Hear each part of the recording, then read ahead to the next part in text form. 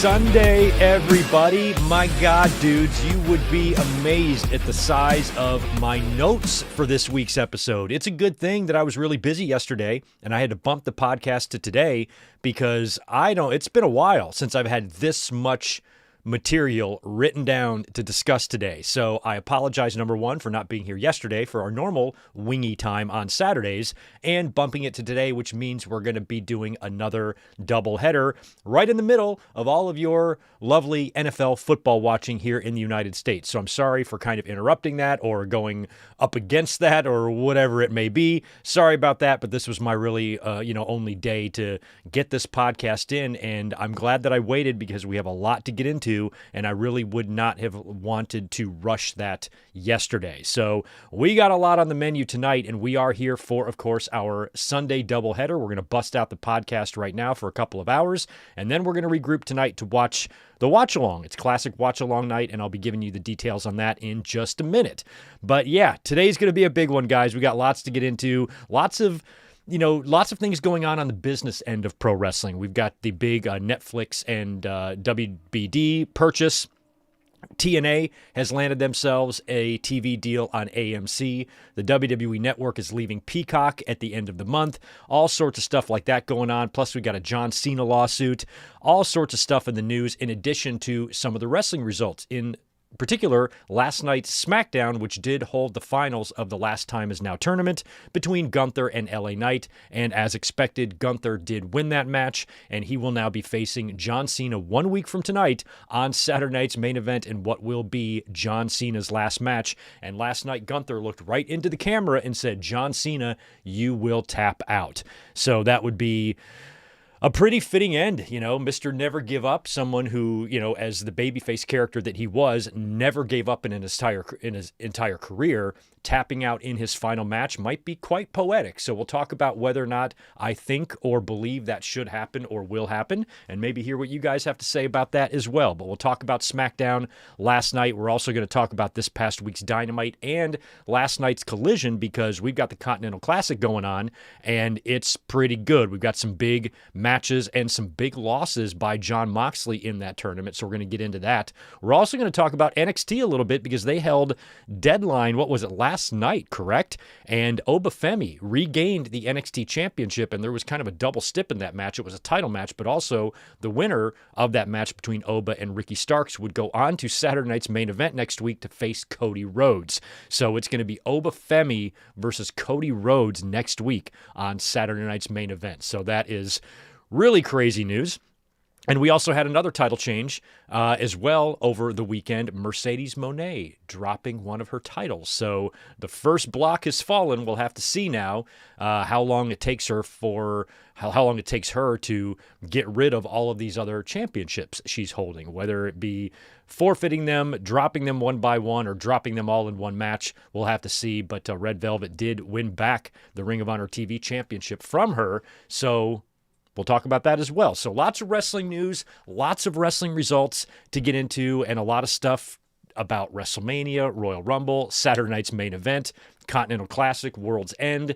Lot going on. So thank you so much to everyone for being here today, those of you who are taking a break from your football watching to join us here today. Let me adjust my screen so I can see the chat a little better, because you guys are way over here, and I can't see. There we go. There we go. Now I can see that a little bit better. I'm going to go over here and knock out some shout-outs real quick in the chat. Then I'll let you guys know what we're doing tonight and for the rest of the week. And then we're going to jump into the wrestling news, and we're going to start with that big news involving Netflix and Warner Brothers Discovery. So that's what we'll be talking about first. Before we do that, I just want to welcome everyone here and say happy Sunday once again. Good to see Melissa, Zane G, Tatanani. Yeah, big day in the NFL. Steelers beat the Ravens. Saints upset the Bucks. My Lions beat the Cowboys on Thursday. And what can somebody answer a question for me? Why in the hell are the Bears good? What's going on there? What happened? Is there a glitch in the system or something? I don't get it. I don't understand why the Bears are good.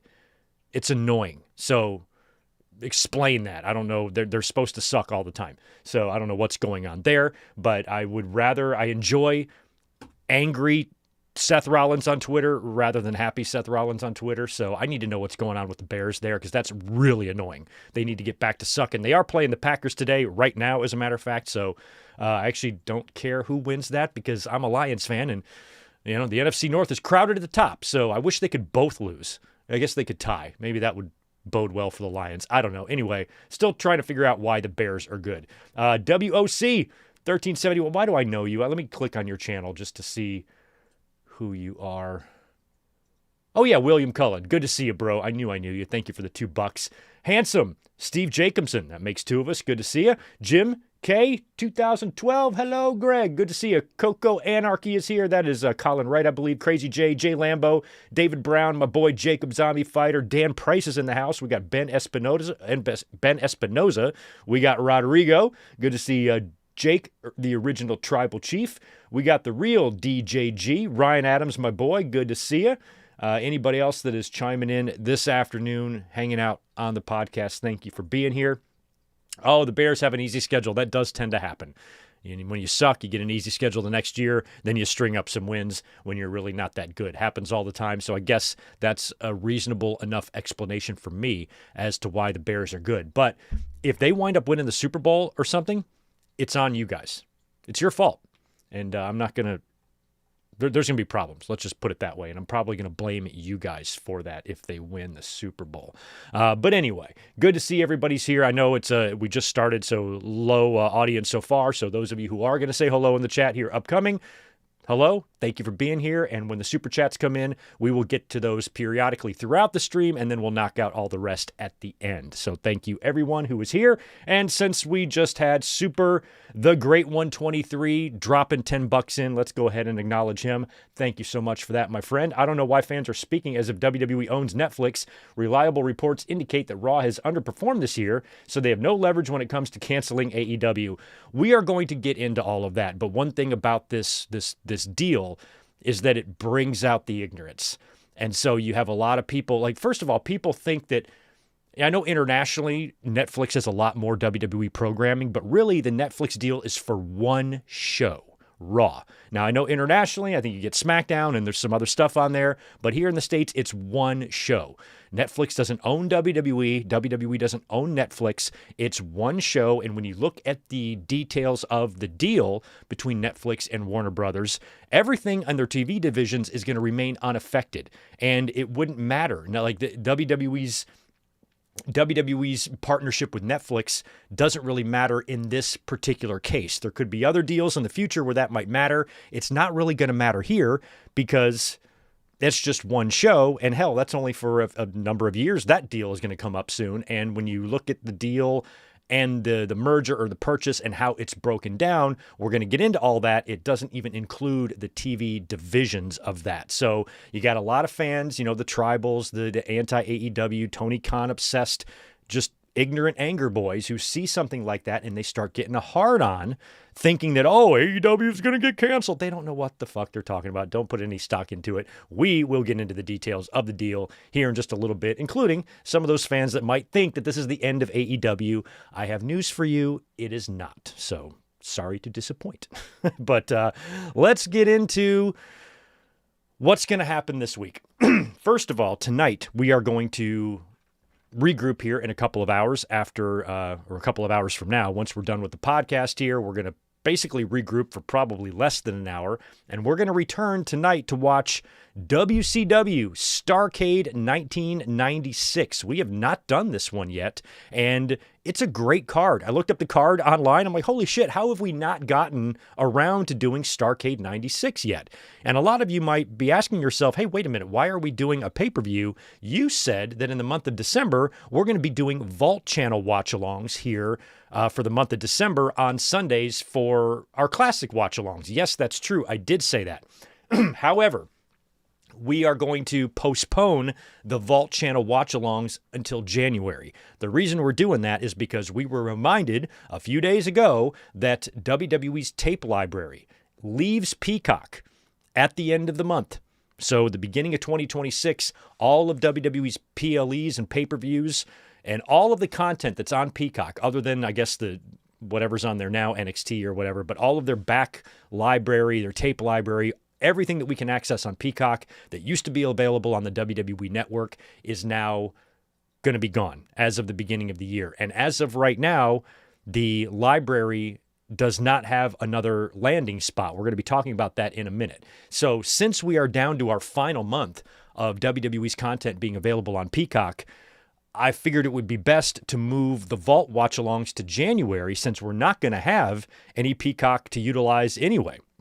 And we don't know where the library is going to land. So in the event, which seems pretty likely at this point, that the WWE library doesn't automatically move from Peacock to somewhere else, and there's a period of there's a dead period there where it's not anywhere until hopefully they put it on YouTube or something, then we need to do the Vault stuff in January. So what we're going to do is do regular pay-per-views for the month of December, and then in January, we're going to do what I had planned for this month, and we're going to watch every week, we're going to watch a collection of matches, like 3 hours worth of matches every Sunday from WWE or WCW's Vault channels. And I was going to let you guys pick most of those, let the members get first crack at those, super chats, that type of thing, and create little groups of matches to watch every week. So we're going to do that in January instead. And one cool thing about January is we can do some Rumble matches. So I know there are some Rumble matches in their entirety on the Vault channel. Some of them we may have even watched together already. I'm perfectly open to watching them again, and we're going to move the Vault stuff to January. So in January, we're going to be doing Vault Month Watch Along, a collection of matches from WWE or WCW's Vault channel, chosen by the viewer, and we're going to watch them in order. I will put links to each match down in the description, so you can just click over, and the watch-alongs will essentially run the same way with the timer and everything like we normally do. We're just going to reset the timer for each match. See what I mean? So that's what we're going to be doing in January instead of December, and we're going to take advantage of the final month of Peacock to watch pay-per-views this month. So Starrcade 1996 tonight, and leave your suggestions, drop your suggestions in the chat or below what we should do next Sunday night, because we need to find one. So if there's another Starrcade that's worth watching that we haven't done, or if there's a WWE December-related PLE we have not watched yet, maybe we can check that out next week. We will talk about it. Also, tomorrow, Monday Night Raw, I will not be here. I got to work tomorrow. I'm going to be off Tuesday instead. So there will be no Raw watch-along or review tomorrow. If for any reason anything crazy happens on Raw, which I don't think it will, but if anything really, really newsworthy happens on Raw, I will either drop a short or come up here with a quick review on Tuesday for Raw. Other than that, 1 week from today is John Cena's last match, Saturday night's main event. My plan was to be here with you guys to watch John Cena versus Gunther and share in the history and experience the emotion with all of you guys. The only problem is it's the holiday season at work, and I am absolutely swamped and bombarded with holiday parties, and Saturday is just too busy for me to take off. So I'm going to have to work and miss John Cena's final match. But 1 week from today, we will be up here prior to Saturday night's main event for a podcast. So we'll be here next week for the podcast, and we will preview the match, but I'm not going to be able to watch the match itself next week. So what we'll do is 1 week from tonight, or 1 week from today, next Sunday, I keep thinking today's Saturday, but John Cena's last match is Saturday. 1 week from today, Sunday, we're going to do a doubleheader again. So next Saturday, we will do the podcast, and then 1 week from today, I'll be up here prior to the watch-along to give you guys a quick review of John Cena's final match and what we see on Saturday night's main event. So podcast prior to Saturday night's main event next Saturday, and then 1 week from today, we'll do a Saturday night's main event review ahead of whatever classic watch-along we do next week. So that's going to kind of be the schedule there, and I'm really bummed out I can't watch John Cena's final match with all of you guys, but I was able to watch John Cena's second to last match in a stadium with 45,000 other fans last week. So you can't have everything. So that will be on tap and on schedule for the rest of the week. Let's take a sip of water. We haven't even started the podcast, and I've already got a scratchy throat. That's not good. Excuse me. All right. Here we go. We're done with the pleasantries. I'm done with telling you guys what to expect. Now we can start getting into the wrestling news. And let me tell you, there is a lot of news. But before we really get into stuff, before we really talk about some of the heavier crap, let's start with offering some condolences, because pro wrestling lost one of its most beloved family members this week, and that is the dog of CM Punk and AJ Lee, Larry. Larry passed away apparently before Survivor Series. I think CM Punk made a post on Instagram, I believe on Monday, which would have been 2 days after Survivor Series, announcing to the world that his beloved dog Larry has passed away. Now, when you go back and watch Survivor Series, Punk came out with a Larry's Dad jacket. He spent a little bit extra time in the aisleway before doing its clobbering time thing. Now, I was at the show and I was watching his entrance on the Tron, but I couldn't even see what his jacket said. I had no idea his jacket even said Larry's Dad. I couldn't tell that there was anything going on there. So once he made that Instagram post, I was like, oh, I bet the dog passed away before Survivor Series, because they waited a full day. They waited till Monday to announce it. So I think that was probably done on purpose. They wanted to, they didn't want it to be talked about or be a factor heading into their Survivor Series matches, because both Punk and AJ were in War Games matches and both were involved in the finish. Punk got pinned in his, and AJ tapped out Becky in hers, and maybe they didn't want the Larry death to kind of overshadow the job that they had to do. So sounds like Larry unfortunately passed away prior to Survivor Series, and that just has to be absolutely gutting. CM Punk, you could tell, you knew how much he loved that dog.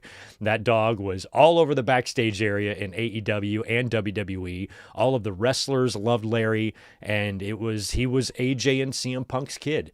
And, as divided as this world is right now, especially politically, but even in pro wrestling, fans are so tribal and so stupid and so fucking stubborn, and just the absolute refusal to have fun and get along with each other is just like the political climate, here in this country. But one thing that no matter of what side of the fence you stand on politically, wherever you are in the tribal butthead war that we're living in pro wrestling, wherever you stand in that, one thing that we can all, and it's very rare to have something that everybody can relate to, but no matter what walk of life you're in, everybody can relate to the pain of a lost pet. You guys watched me lose Bub a couple of years ago. I've got 12-year-old Tito now that I'm going to go through the same thing with in a few years, and I'm sure all of you guys have lost pets or have pets at home that might be old, and the time is coming. If any of you are sitting at home right now with a 1 or 2 or 3-year-old pet, cherish that time, because you've got its whole life ahead of you, and that's a great feeling to know that you have so many years,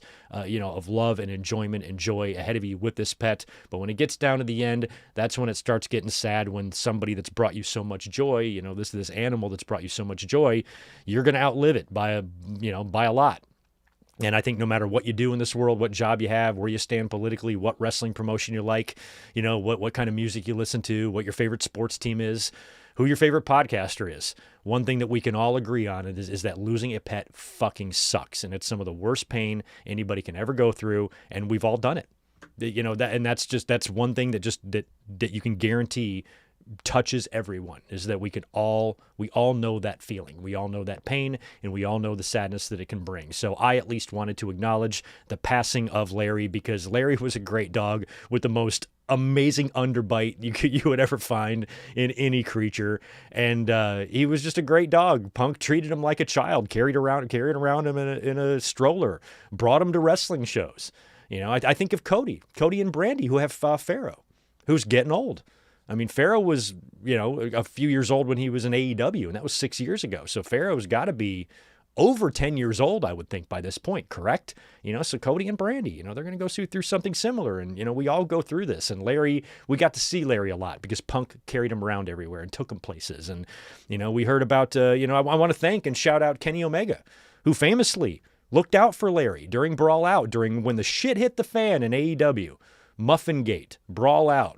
Punk went on that rant, and there was the big fight. Apparently Kenny Omega was trying to get Larry out of Dodge. Larry was in danger. And Kenny Omega looked out for him. So thank you to anyone who ever pet Larry or showed love to Larry or looked out for Larry. I'm sure Punk was very appreciative, and I just want to acknowledge the passing of Larry. I was really sad a couple years ago at WrestleMania 39 at WrestleCon, because like the day before or 2 days before WrestleCon, X-Pac's little dog, who he loved, I forget her name now, might have been Lucy or something. He's since got another pet, but he had a dog much like Punk, little tiny ass dog, who he just loved, took everywhere. And she passed away like 2 days before the convention.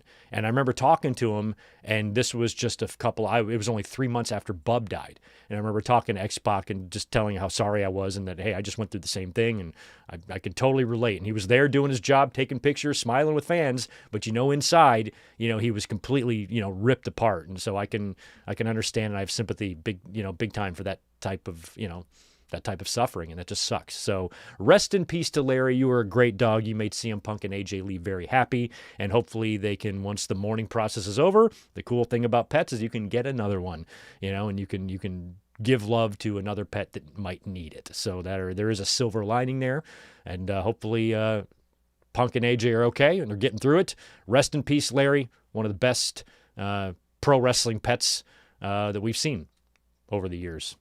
So sad. But anyway, just wanted to acknowledge the passing of Larry before we start getting into the business end of things. And we got a big deal coming up this week that happened this week that normally we would never mention here on a pro wrestling podcast, but this does affect pro wrestling. Now, Warner Brothers Discovery has basically been up for sale for quite some time. There has been a bidding war emerging with multiple suitors, but primarily it was Netflix and Paramount. Now, Paramount is owned by the Ellisons, and the Ellisons are these right-wing motherfuckers who are raising a stink now because they have lost out on this bid. The only reason the Ellisons want to win this bid is because they want to own CNN. That's it. CNN is owned by Warner Brothers Discovery. The Ellisons want to buy Warner Brothers Discovery so they can own CNN. There's no other reason than that. They want to own CNN and pollute the airwaves with more aggressive stupidity and just the insane level of misinformation that you see on Fox News. They want to create a second one. So luckily, at least right now, that has not happened. Netflix has won the bidding war and apparently will be purchasing Warner Brothers Discovery unless this nonsense going on with the Ellisons is tied up in court for a couple of years, because they've been given the fat ass in chief billions in kickbacks in the event that they might need something from him. And that's how you buy an orange idiot like that. You just have to appease him. So they've been kind of laying the groundwork to where if they don't wind up winning the bid, that they can maybe whine and cry and bitch about it. So we'll see if this winds up getting delayed, postponed, tied up in court. I don't really know about that yet. All I know is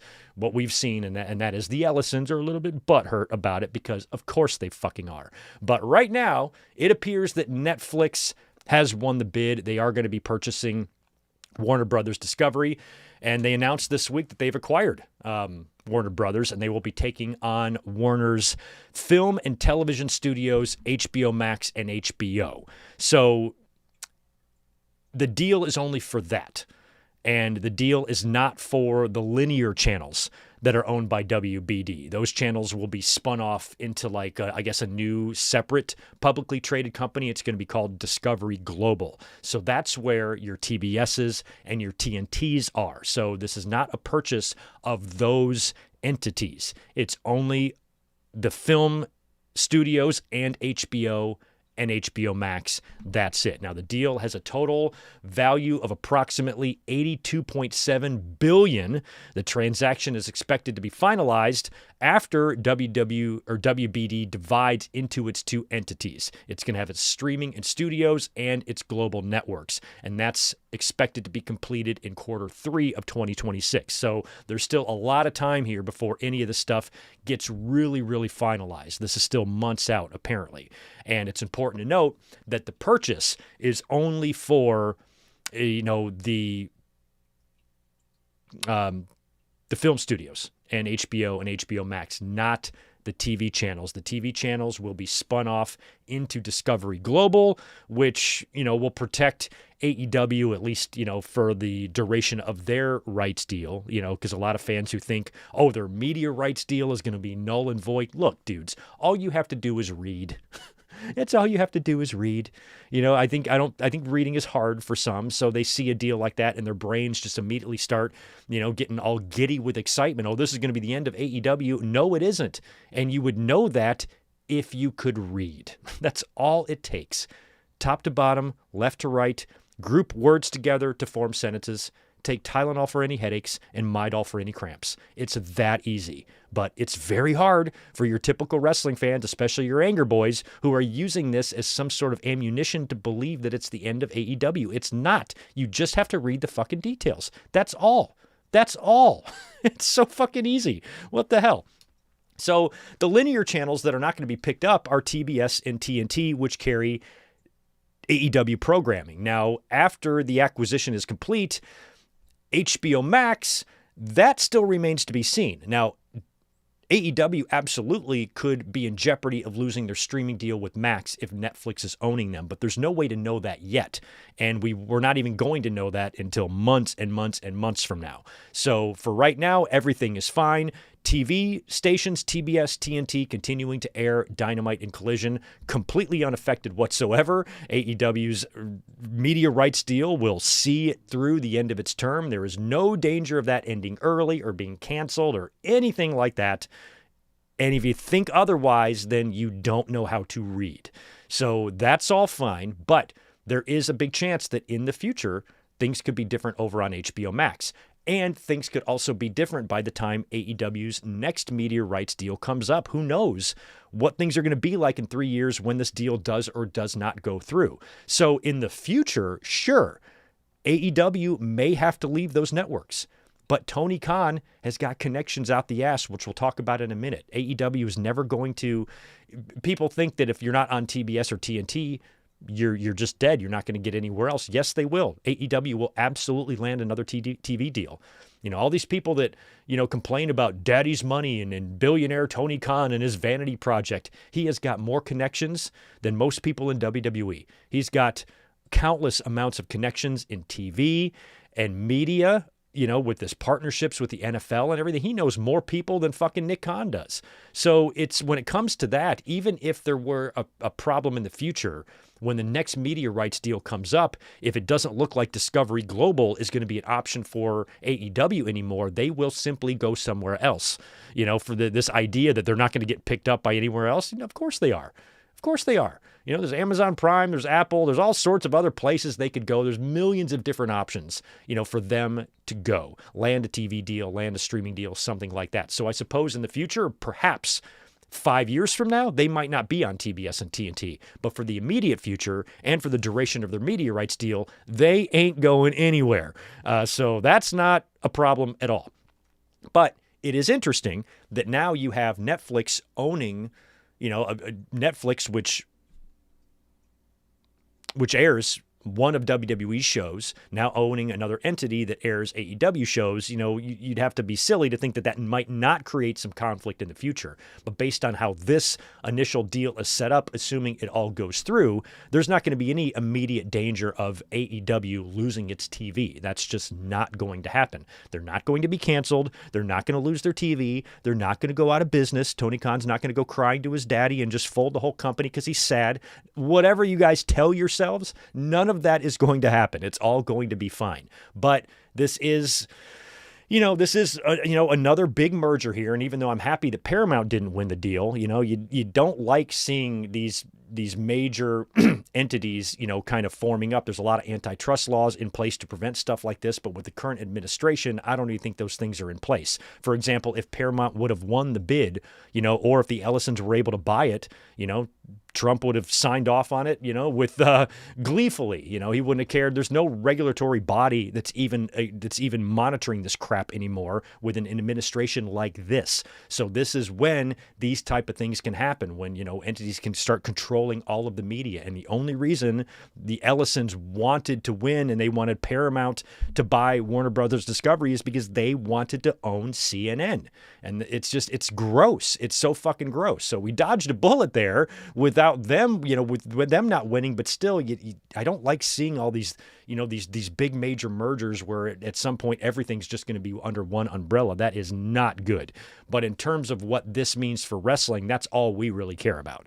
This is a wrestling podcast, so this affects wrestling, or at least it could affect wrestling. And a lot of people were wondering after the deal was announced what this means for wrestling. So what it means for wrestling, at least in the short term, is nothing.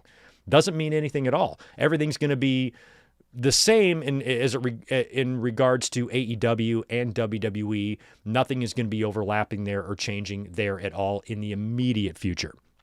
But you never know when the contractual agreements with AEW and Warner Brothers Discovery are up for renewal again, how the landscape is going to be different. That's when it could be different, because AEW absolutely could be leaving those networks, absolutely, but they're not going to fizzle away and die. That's just not going to happen. So we'll have to keep our eye on that in the next couple of years. And as this deal, as the news of this deal continues to evolve, if there's going to be any court battles or anything legal that might hold this up. But apparently, even if none of those legalities are a roadblock here and the deal is finalized without any problems, that's still not going to be completed until Q3 of next year. So we got a ways. We got about a year, maybe 8 or 9 months before any of this stuff really kicks in. It sounds like, based on what we have read so far.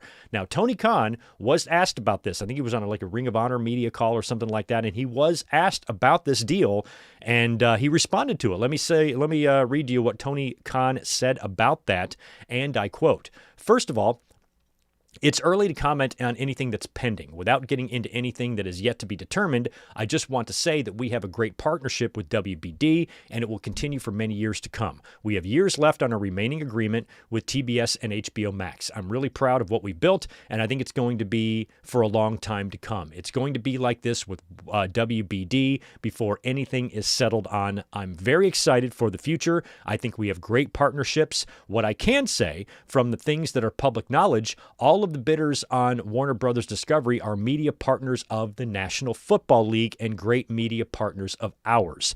Everybody who has been in the running for this is somebody we work with on the NFL, so I have a lot of respect for all of them. We work closely with all three bidders in the mix, and we'll see what happens. I have only positive things to say about Netflix and WBD. I can tell you for sure, at least until the very end of 2027, going into 2028, we're going to be here for years and years to come, over 2 more years with AEW on TBS, TNT, and HBO Max. I'm very excited about it. So minimum, you're looking at seeing the HBO Max deal, seeing that through, and same thing with TBS and TNT. And he made sure to point out that, hey, I've got connections too, and everybody that was making bids to purchase WBD, my family, also works with. He knows everybody because of the NFL. That NFL connection is going to be very helpful to him, to know network heads and department heads and things like that in case, you do have to go elsewhere one day, and I think that they probably will. WWE has. Think about how many times they've moved around. How many different networks SmackDown has been on. UPN and fucking Sci-Fi and WB and wherever the fuck else. USA Network a couple of different times. They've had 2 different deals with USA Networks.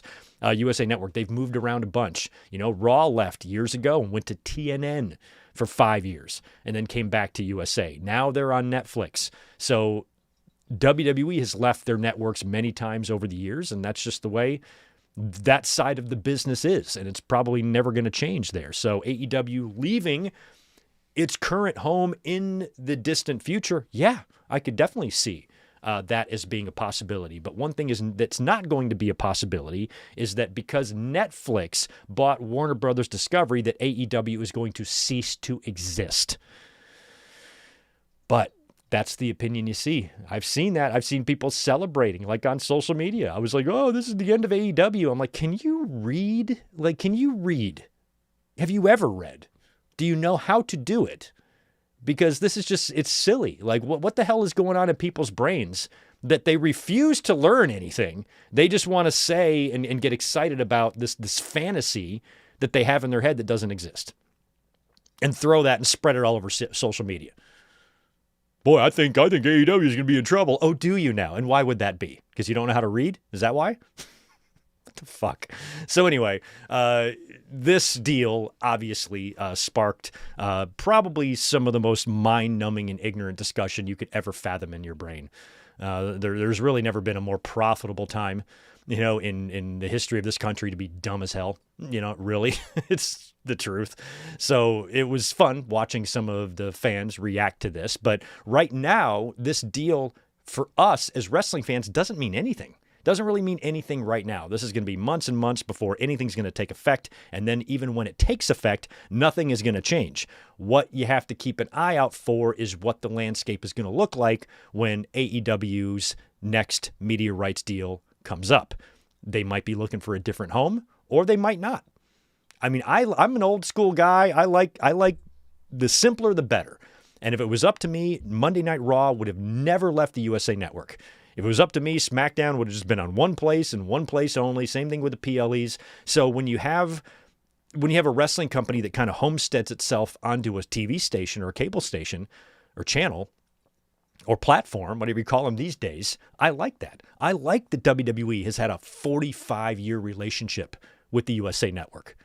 And I liked that the NWA and WCW had that long relationship with Turner. And I like that AEW has been on TBS and TNT ever since they started. So I would like that relationship to continue and not change.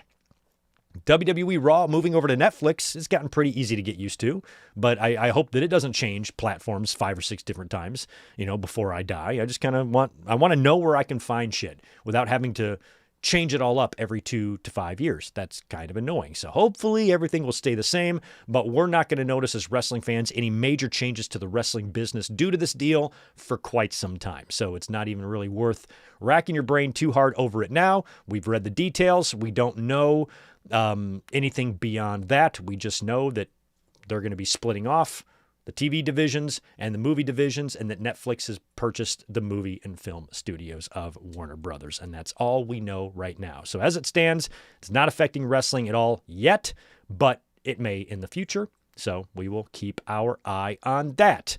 Speaking of TV deals and streaming platforms and all that stuff, we got to talk about the WWE tape library, which I mentioned at the beginning here.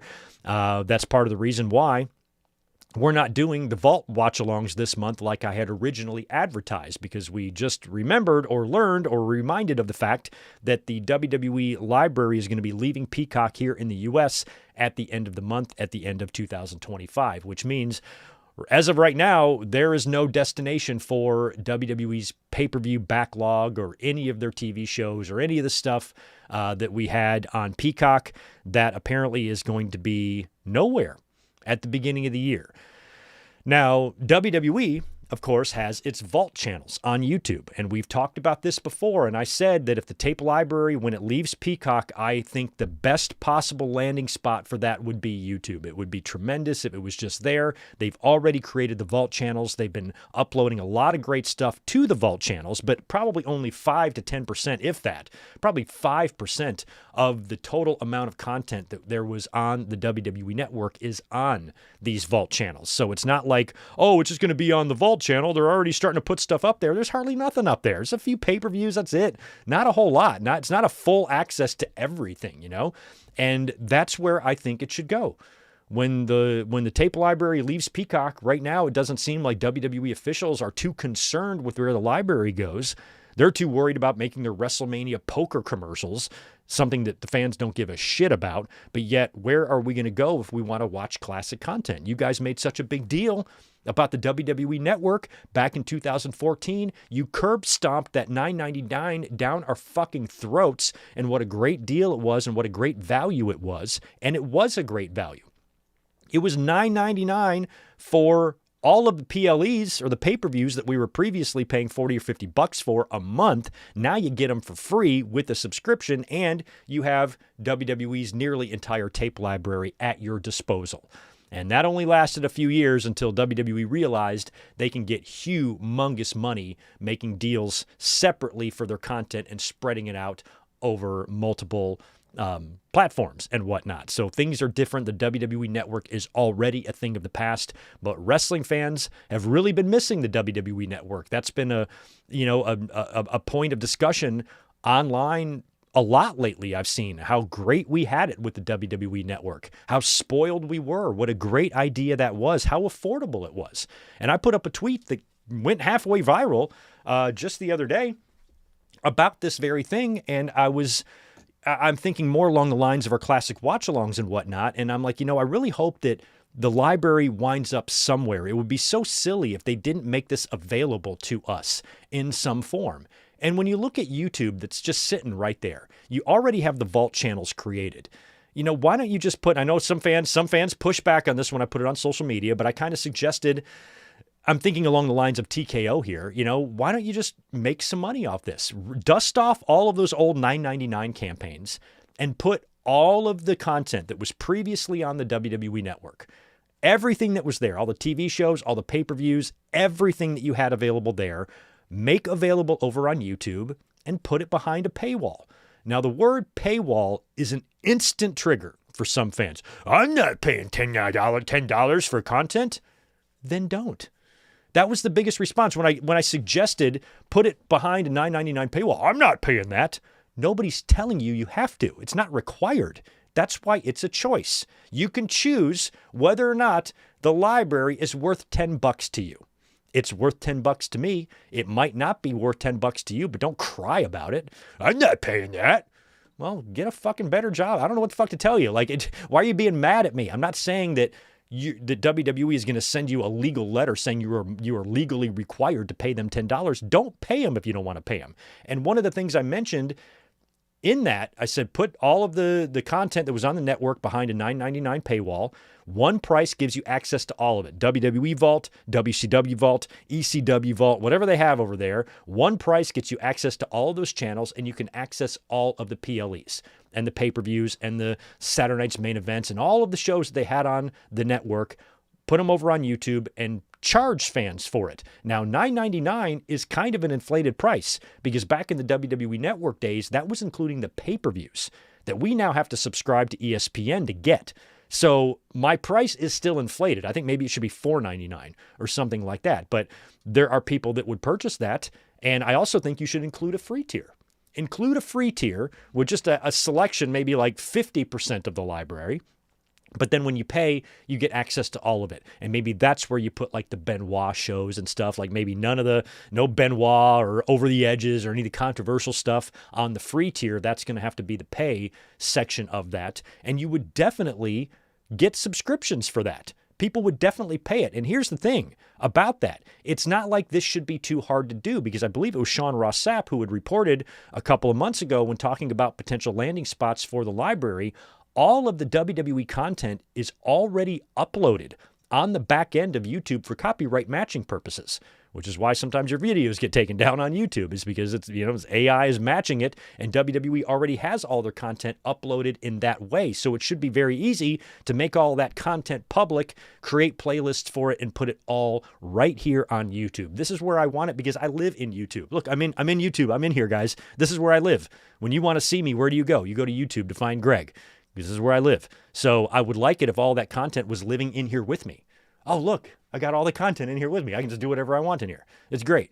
So I'm hoping that the library lands on YouTube eventually, and whether or not they put it behind a paywall or not, YouTube would be a great destination. Now, of course, free would be the best option. I'm just trying to be realistic. That's another response I was getting in my tweet. Why not just for free? Well, they can do it for free, but does that sound like them to you? I'm not talking about what I am claiming is going to happen. I'm just talking about what I think TKO should do. And I'm trying to think about who they are. They're all about money. And this would be very, very easy money to make here. And if you just charge anywhere from $5 to $10 for access to the content on YouTube, you would definitely have fans paying that. And now you would have a place where it all is. And it's all accessible, and that would make it really easy for doing watch-alongs and things like that. So wherever the content winds up, I hope it's here on YouTube.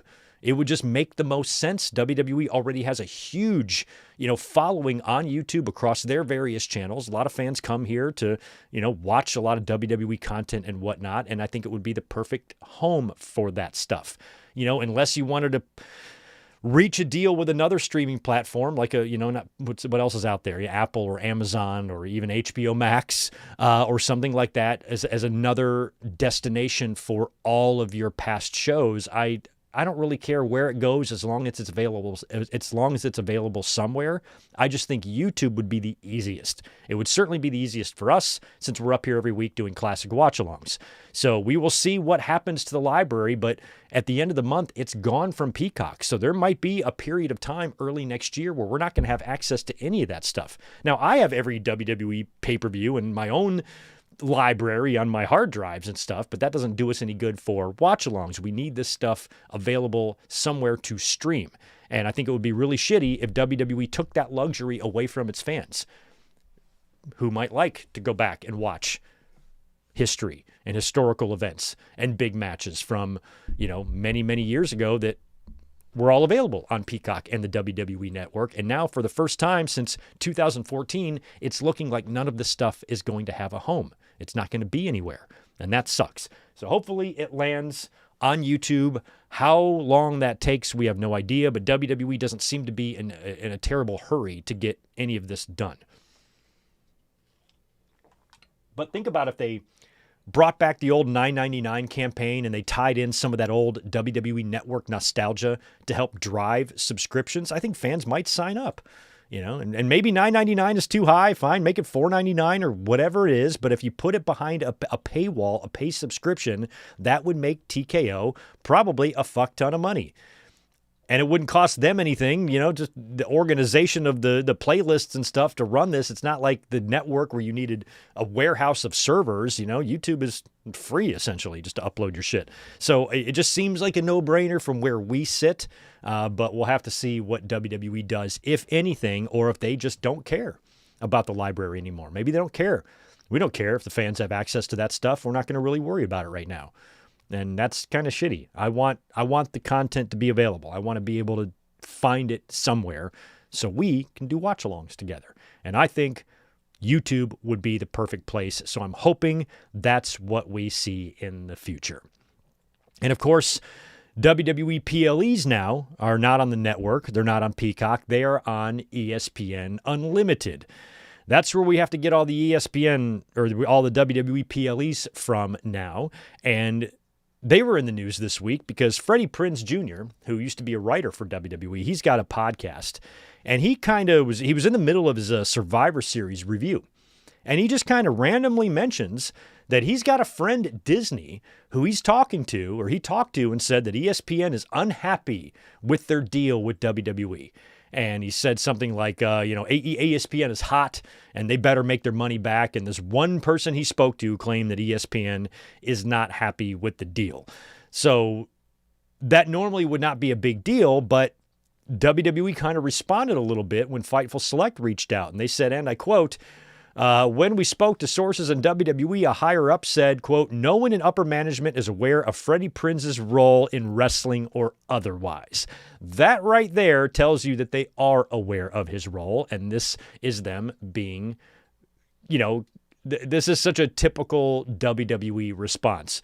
What does he even do? Right? Instead of acknowledging it they did acknowledge it, but instead of, I guess, responding to the comment or whatever, they just downplayed what he does. This is a guy that used to be a writer for you, and we're not aware of anything he's even doing. I'm like, yes, you are. Yes, you are. That statement right there tells me it bugged him. That's it. And prior to that, I think, what's his name? Burke Magnus, I think, which is a crazy name. He's, I guess, the studio head or something of, or one of the executives in ESPN, and this is prior to Prinze's comments, but it might have been around, it was prior to Survivor Series, where he was kind of like making a few excuses. Oh, WrestlePalooza was a brand new concept. Crown Jewel was a different time period. Survivor Series will be a little bit more of a measuring stick. So, they were kind of, acknowledging that they don't really know yet what the numbers typically are going to look like on ESPN, since all of the stuff just started a couple of months ago. And now WWE is kind of acting like, oh, well, we don't even know what the fuck Freddie Prinze is doing and we don't care type of thing. So you can tell it bugged him, because when the when the journalist wrote the average grade or the C grade for WrestlePalooza, they got all butthurt about that too.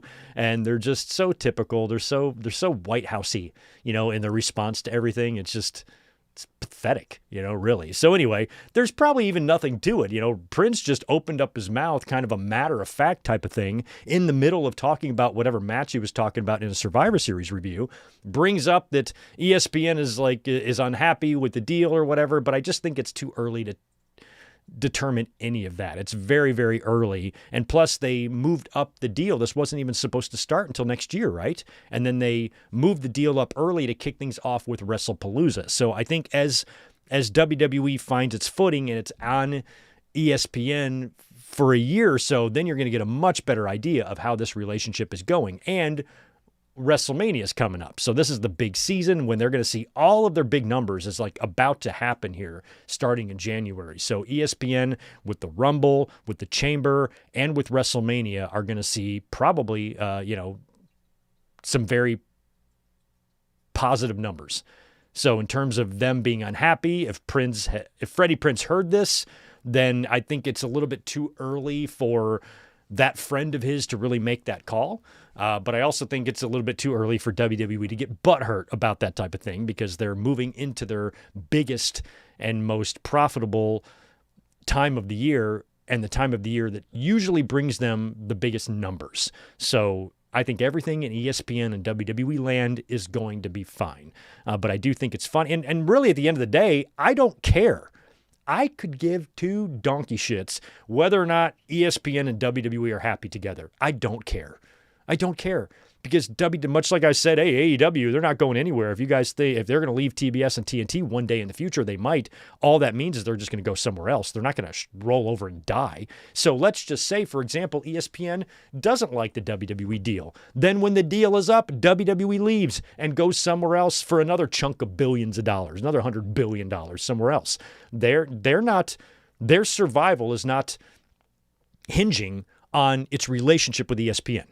Just like AEW's isn't hinging on Warner Brothers Discovery. Although, there has been some reports from Tony Khan's own mouth, and we don't know the details on this, that there is some sort of an ownership factor there too with AEW. They might be partners in some way over there. So maybe it's a little bit more true there, but still AEW isn't going anywhere even if they lost TNT and TBS. WWE, if the relationship doesn't go well with ESPN, they will just go somewhere else next time. So nobody is in danger of leaving the wrestling landscape. And even if ESPN was unhappy, that's between WWE and ESPN's management. That's between all those blowhards behind the scenes. It has nothing to do with us or anything that we're watching on television. And I honestly don't care if the two properties like each other or not.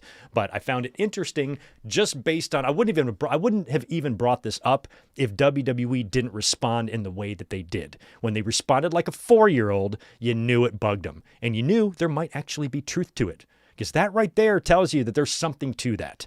If WWE just would have blown him off, or we don't know what the fuck he's talking about, but to have to go out of their way to put him down, it just shows you who they are.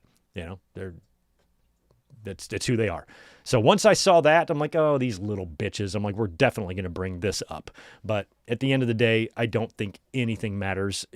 Who cares if ESPN doesn't like the WWE deal? They're the ones that signed it. You guys are the ones that agreed to it. You're the one paying them all this money. So go cry me a river. Real money. Cry me a river, ESPN. Speaking of more TV deals and streaming platforms and all that stuff, we got to talk about our friends TNA.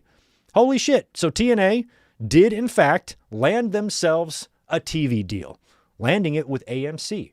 Now, we've heard about a potential TV deal for TNA for months and months, to the point where we've all been talking about it lately as it's going to be imminent. All but a guarantee they're going to land a deal somewhere. I think part of the reason they formed a partnership with WWE was to get a little bit of assistance with that, and it was only a matter of time before they landed somewhere. But they now have, in fact, landed a multi-year deal with AMC to air Thursday Night Impact. So they're going to air Impact on Thursday nights, 2 hours every week from, I think it's 9 to 11. 2 hours every Thursday from 9 to 11 p.m. on AMC. Thursday Night Impact. That's going to begin on January 15th. So January 15th is their first show. That'll be a Thursday, and then every week after that, they get 2 hours every Thursday on AMC. So there's another night of the week we get to watch wrestling on. Hooray. So they've got a deal here. Now, there are no numbers available. We have not heard the details of the dollar amounts here involved, but Carlos Silva in the past has stated that they were looking for around $7 to $10 million per year, and the reports are suggesting that the entire deal with TNA and AMC is worth about $30 million. So that suggests probably 5 years. I think, if it's 3, that means they're getting $10 million per year. But if it's 5, that means it's 6. So it makes me think it's probably a 5-year deal, $6 million annually, $30 million for the whole thing. For comparison, just for the people out there like the Eric Bischoffs and everybody else like him that says, if TNA gets a TV deal, they're going to be the number 2 promotion in the world. They are not. TNA has had TV deals before, as we remember. So a TV deal is not going to automatically make them the number 2 promotion in the world. They have a lot of work to do there if they want that to ever be a reality. And just for comparison, TNA, their deal, even though we don't have any dollar amounts official yet, they probably have signed this deal for somewhere between $6 and $10 million per year, for $30 million roughly for the whole entire deal for all of the years. Whether it's 3 to 5 years, they're getting $30 million approximately for that time period, which breaks it down somewhere between $6 and $10 million per year. Okay, so you got that. $30 million for the deal, $6 to $10 million annually for however many years they sign for. For comparison, AEW, now remember, TNA is getting a maximum, and they're probably not even getting this, but the maximum they're probably getting is $10 million, but it's probably 6. So between 6 to 10 million per year for TNA. AEW gets between $150 and $185 million annually for over $500 million for their deal. So you're talking $500 million, $550 million versus $30 million. They are not even close. Not even close. Not even in the same goddamn ballpark. They're not even playing the same game. So it is a completely different level of business that's going on between these two companies. I am happy for TNA. Finally, they are back on TV. But I remember they used to be on TV before. They were on Spike TV and they've been other places and they've never done jack shit. So I don't know why this is going to be any different, but you have to root for them. You have to root for them, especially over the course of this past year. They've set 2 separate attendance records, which again isn't much, 7,500 fans or something like that, which is nothing when you compare them to the real number 2 in the company. Or in the world, number 2 wrestling company in the world, but this is still positive news for them. So they have now gotten a TV deal. They're going to be giving us Thursday Night Impact every Thursday for 2 hours on AMC. That's great. And we will find out here probably in the near future what exactly these dollar amounts are, but we already know what they were searching out to get, and you can kind of figure it all out. But there is... it's not a lot of money. $6 to $10 million per year annually is not a lot of money when you compare it to AEW and WWE. The amount of money that WWE is getting from just Netflix alone is astronomical. And AEW literally have an over 20 times better deal. They're getting 20 times more money annually, more than 20 times than TNA is. So when you compare TNA's deal to the media rights deal that AEW has, there is no comparison at all. And I'm only bringing that up because much like the Netflix deal, when you had fans saying, oh, Netflix bought Warner Brothers Discovery, that means AEW is dead. Those same fans now think that this TNA deal with AMC makes them the number 2 when they got peanuts for this. It's a big deal for them. $6 to $10 million a year for them is a big deal, but when you look at the big dogs, the WWE and AEW, that's chump change. Tony Khan's got $30 million in his wallet. What, is all 20s okay? Here you go. It's nothing. Chump change to them. It's chump change to TKO or to a Vince McMahon or to a Tony Khan. But to a Carlos Silva and AEW, or to TNA, it's a completely different thing. And TNA, I believe, is still owned by Anthem and whatnot. But landing a TV deal has been something that they've really struggled to do. And now that they have this working agreement with WWE, that has really helped them out. And I'm hoping that their working agreement with WWE helps them in their first show. Because I'm sure WWE would love it if TNA pulled in a rating that's comparable to something like Dynamite gets. Now, I don't know if they're going to get that.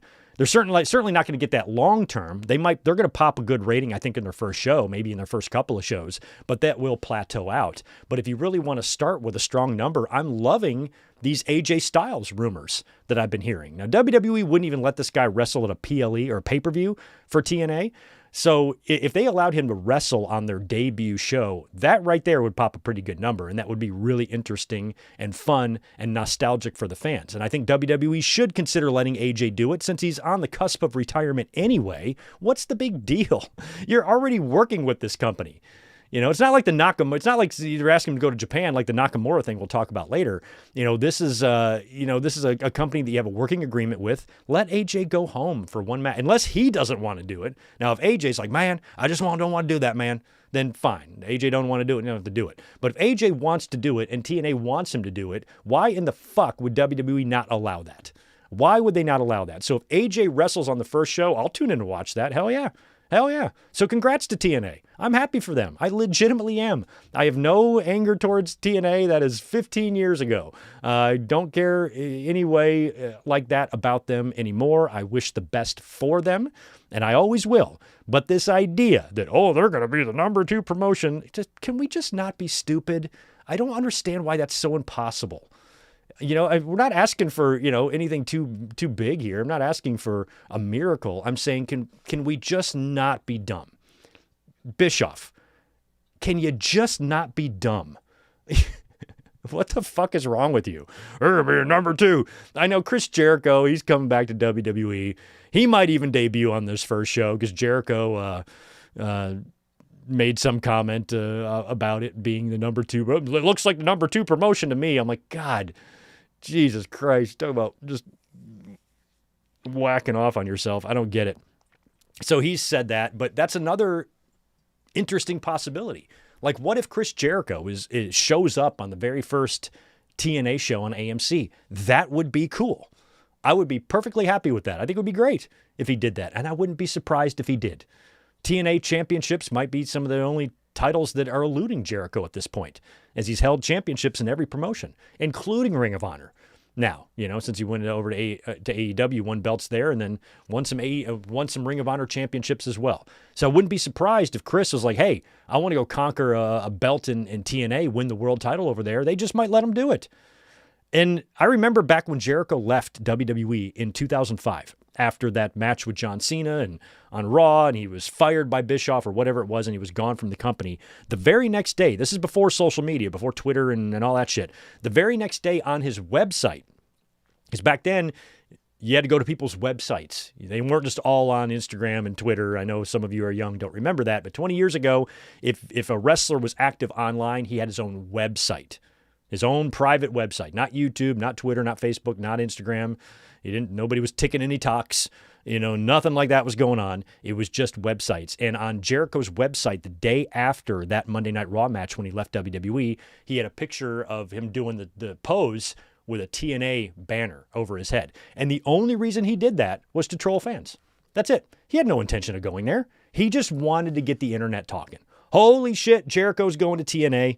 And he never did. So better late than never. 20 years after that happens, he now actually might show up there. Would be pretty interesting. So AJ Styles or Jericho being a part of that first TNA show, I think would be really fun. And I'm rooting for one or both of those things to happen. Because Jericho, like I've said, if he's coming back into the company, and WWE apparently has offered him a retirement story if he wants to come back, I just think having him debut or return as a surprise in the Royal Rumble is going to be really hard to do with the Rumble being in Saudi. He's going to get spotted over there. So if Jericho is going to make some sort of a surprise return to pro wrestling, I think it should be before the Royal Rumble. And January 15th would be a perfect place for that to happen. Jericho showing up in TNA. I'd be down. I'd be down with it. We will see. Congrats to TNA. I hope this all works out. When I was comparing the TV deals between them and AEW, one thing about media rights deals is if the relationship is good, you always get more, a lot more on the renewal. So as much as AEW is making this time around, it's double what they were making before. Same with WWE. So you would think the same would be true for TNA. You're not just going to sign a TV deal and then automatically become the number 2 promotion in the world. It does not work that way, Eric Bischoff. It doesn't. But what you can do is perform well, have a healthy relationship with the person you have the media rights deal with. That way, when it comes up in 3 to 5 years, whatever it is, we don't know yet. I think it's 5, but it might be 3. When it's up in 3 to 5, you get double. So next time around, they might get 14 to 20 million a year for about 60 million or 70 million. Then the time after that, then you're into the hundreds of millions. So you just keep increasing. So it's up to TNA to make sure that this relationship goes well, that they provide quality television every week for 2 hours, and they pull in ratings good enough that will get them a renewal in 3 to 5 years. That's how you build. So if you want to become the number 2 wrestling company in the world, you are 3 TV deals away from that even being close to reality. Because it ain't happening with the current one, and it's not going to happen with the next one. The next 2 TV deals they get will still be a fraction of what AEW is getting. So they got a long way to go if they ever want to be the number 2. And I think a lot of people underestimate the power of Tony Khan. They're so hung up on the daddy's money thing, they don't even think about that this guy actually has fucking connections and he can outbid anyone. The amount of money he has helps level the playing field with WWE. Because if Tony Khan was a guy that was struggling financially, AEW wouldn't stand a chance. Because Tony Khan can pony up for anything. If he wants to outbid WWE for a wrestler, he can do that. He can spend money that WWE can't because they're, they got shareholders and stockholders and bottom lines and all that shit. Tony Khan can do whatever the fuck he wants. So he can outbid people. He can pony up. He can spend his money. He can do whatever he wants. So he has that power. He has those connections, and he has, a lot more resources than TNA does, even with their connection to WWE.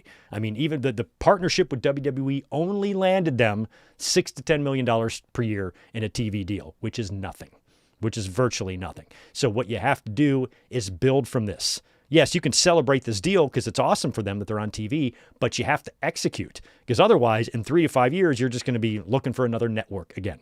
So AMC's got to do their part. They got to advertise. They got to help promote the brand, help push the brand, and not treat them like a redheaded stepchild, not treat them the way Spike TV treated ECW. Treat them well, make sure the relationship is healthy, have TNA deliver good quality pro wrestling every Thursday night for 2 hours, and then now we can get somewhere. Now you can grow.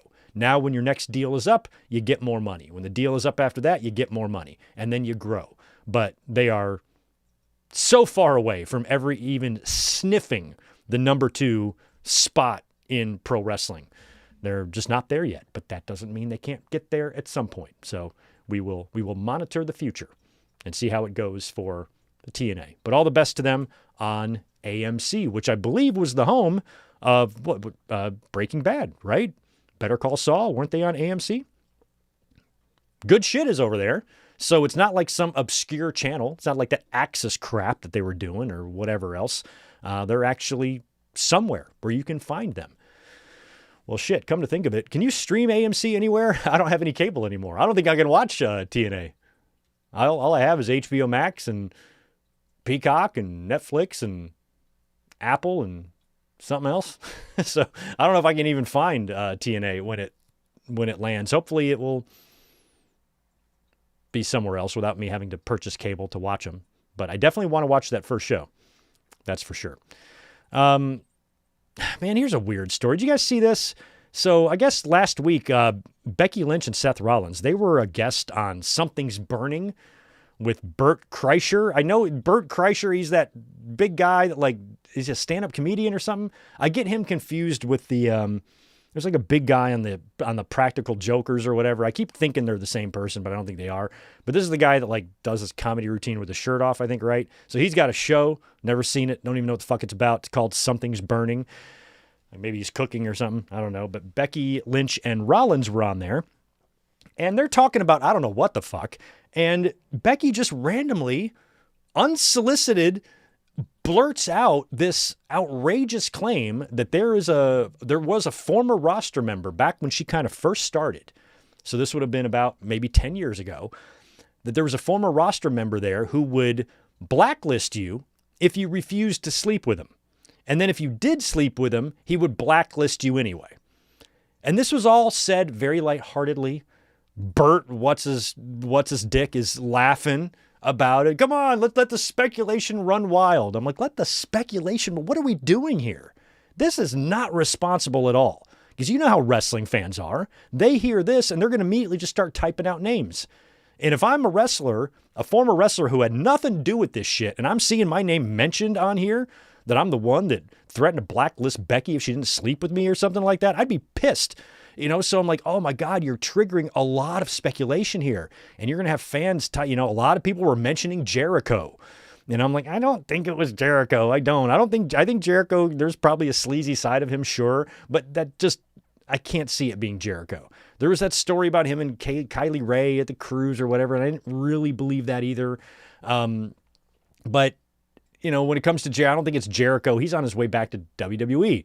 He put a post on Instagram yesterday of his debut, his Y2J countdown. So he's laying down all the hints that he's coming back to the WWE to run a storyline for his retirement or something like that. So I really don't think it was Chris Jericho, but a lot of fans are bringing up names, and I think it's really irresponsible to just throw names out there like that, and you really shouldn't do that, especially when you already know who it is. She's obviously talking about the Great Khali. It's got to be him. So I think it's the Great Khali, but in all seriousness, I was surprised in the way she brought it up, how it was like almost funny. And after all that Me Too shit from a few years ago, this is all kind of, nothing's funny about this type of stuff. Sexual harassment and things like that. It's not funny at all. And so the fact that they were laughing so much about it, Seth is standing next to her just laughing his ass off about it. So I'm like, you find this funny?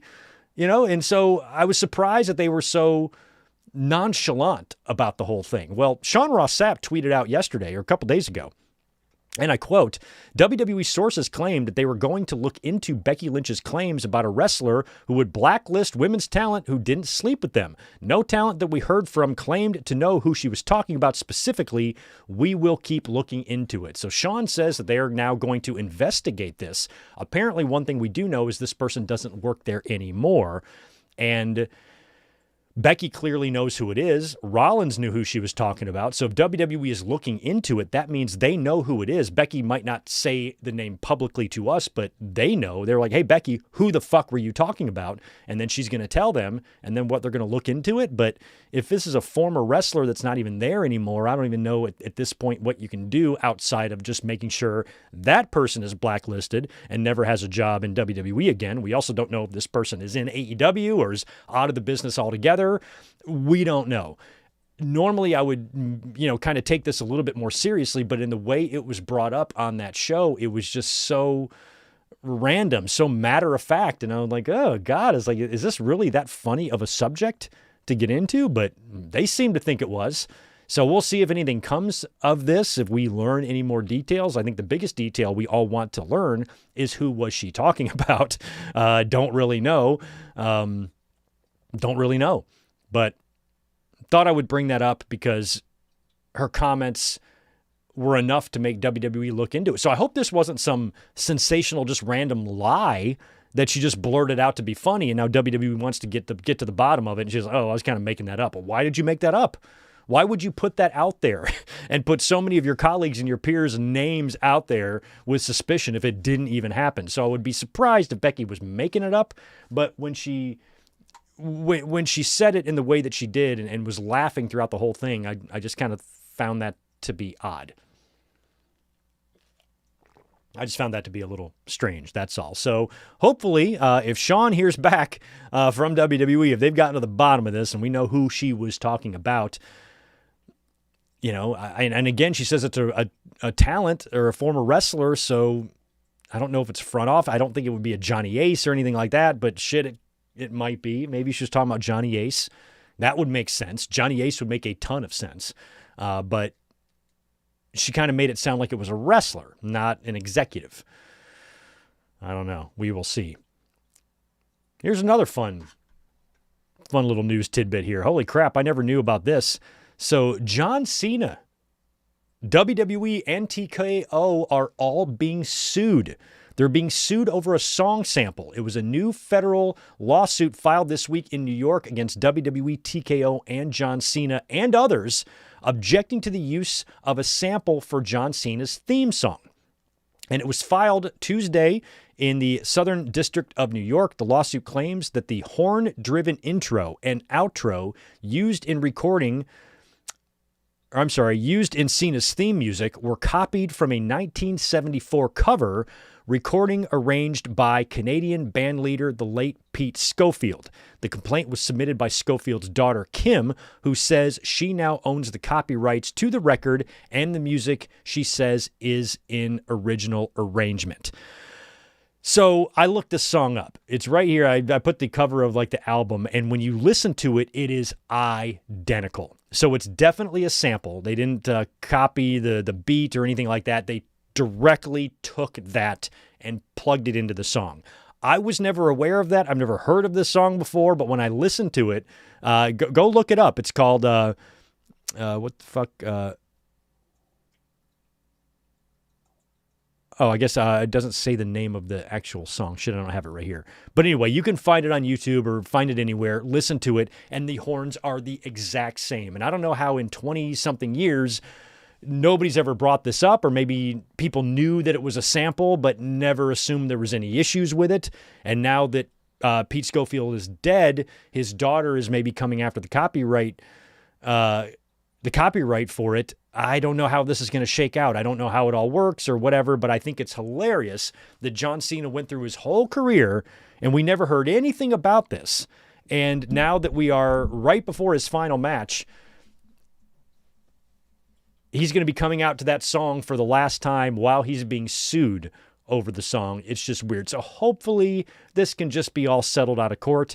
It's not really going to matter too much now that Cena's going to retire, because you're not going to need that song for entrances. But if you ever want to do any John Cena network specials or documentaries or anything like that, you're probably going to want to play the song. So you're probably going to want to maintain the rights to that song, even if you have to shell out some bucks to shut this woman up.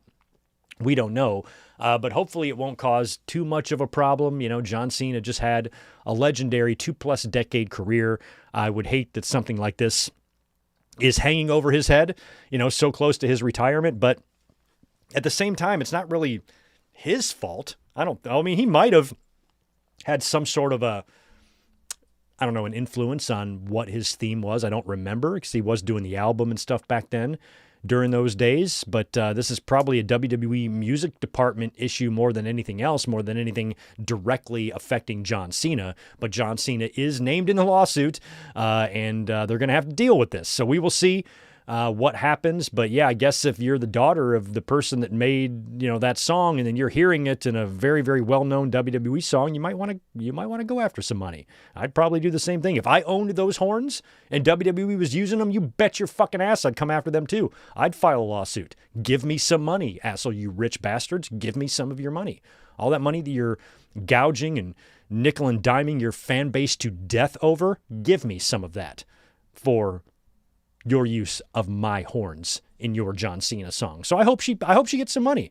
But I don't want to see anything happen to where WWE can no longer use the song and then it's just buried like the WWF initials or like Benoit or something. I don't want to see it just completely buried and shelved. Just pay this fucking woman, shut her up, so you can continue to use the Cena song wherever you need. But John Cena, right before his last match, apparently is having issues with his theme song. I thought that was funny. Did you guys see John Cena on Joe Rogan. I watched a little bit of it last night, not very much, maybe 20 to 30 minutes of the interview, because I do not like Joe Rogan. I think the Joe Rogan show is the stupid person's idea of a smart podcast. He's a cretin. He's dumb as shit. But he has a lot of interesting guests sometimes, including, a lot of scientists and theoretical physicists and things like that, stuff that I like. Rogan does like that type of stuff.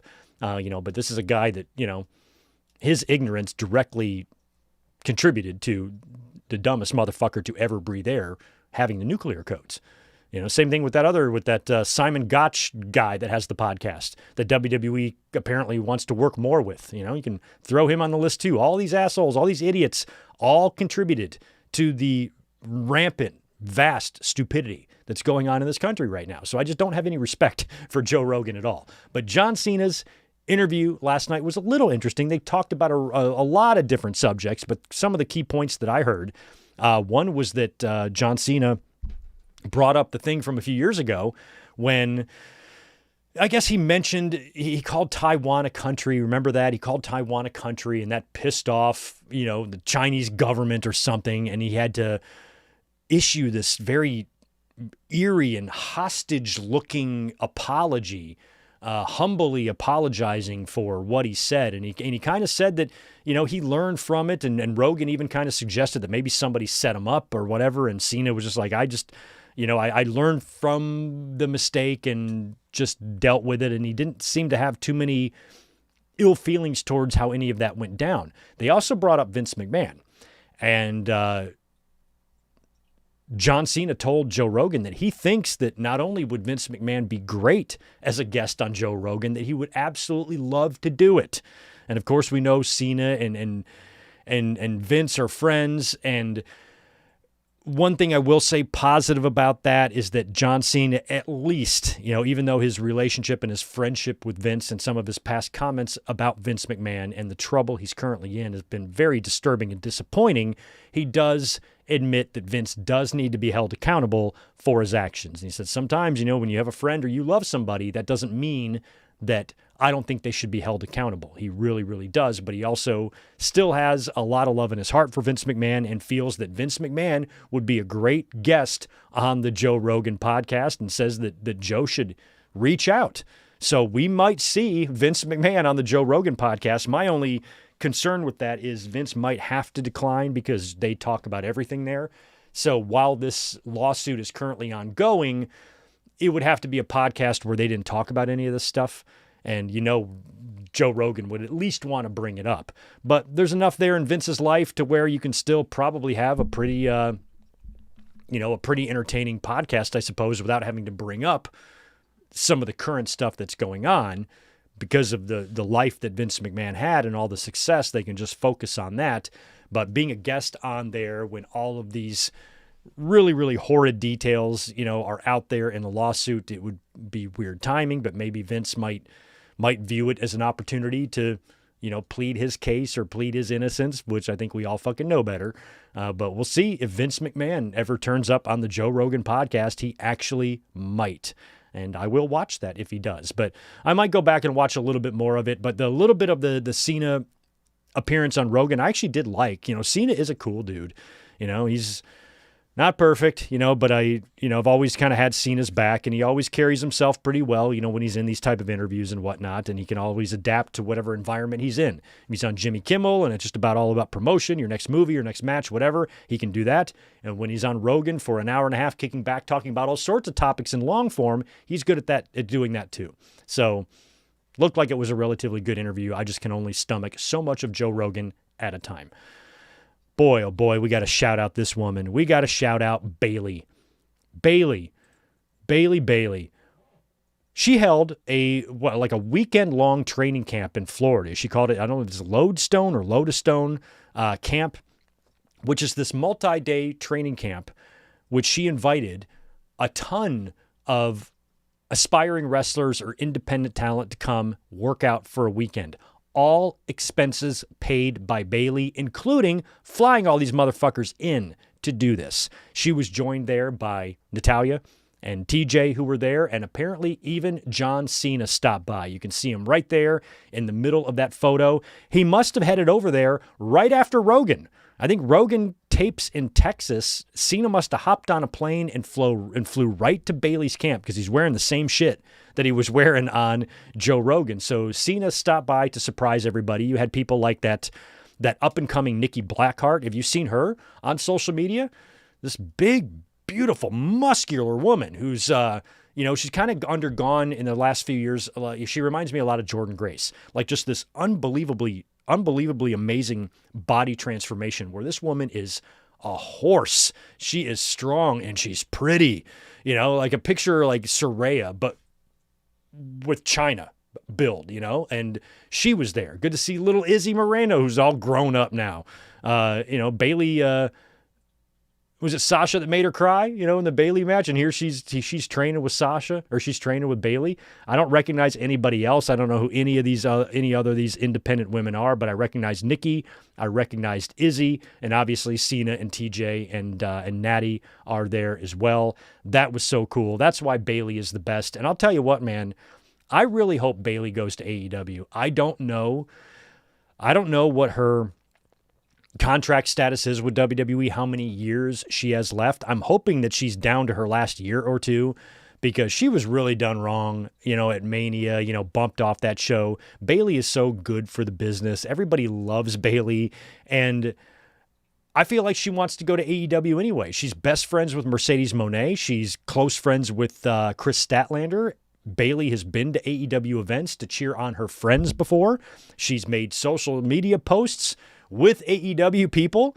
So I feel like Bailey wants to go. I think Bailey, might be in AEW and Britt Baker might be in WWE in a couple of years. And I actually hope that happens. I hope Bailey, I think it feels like to me, I could be wrong, but it feels like Bailey kind of wants to follow in Mercedes' footsteps.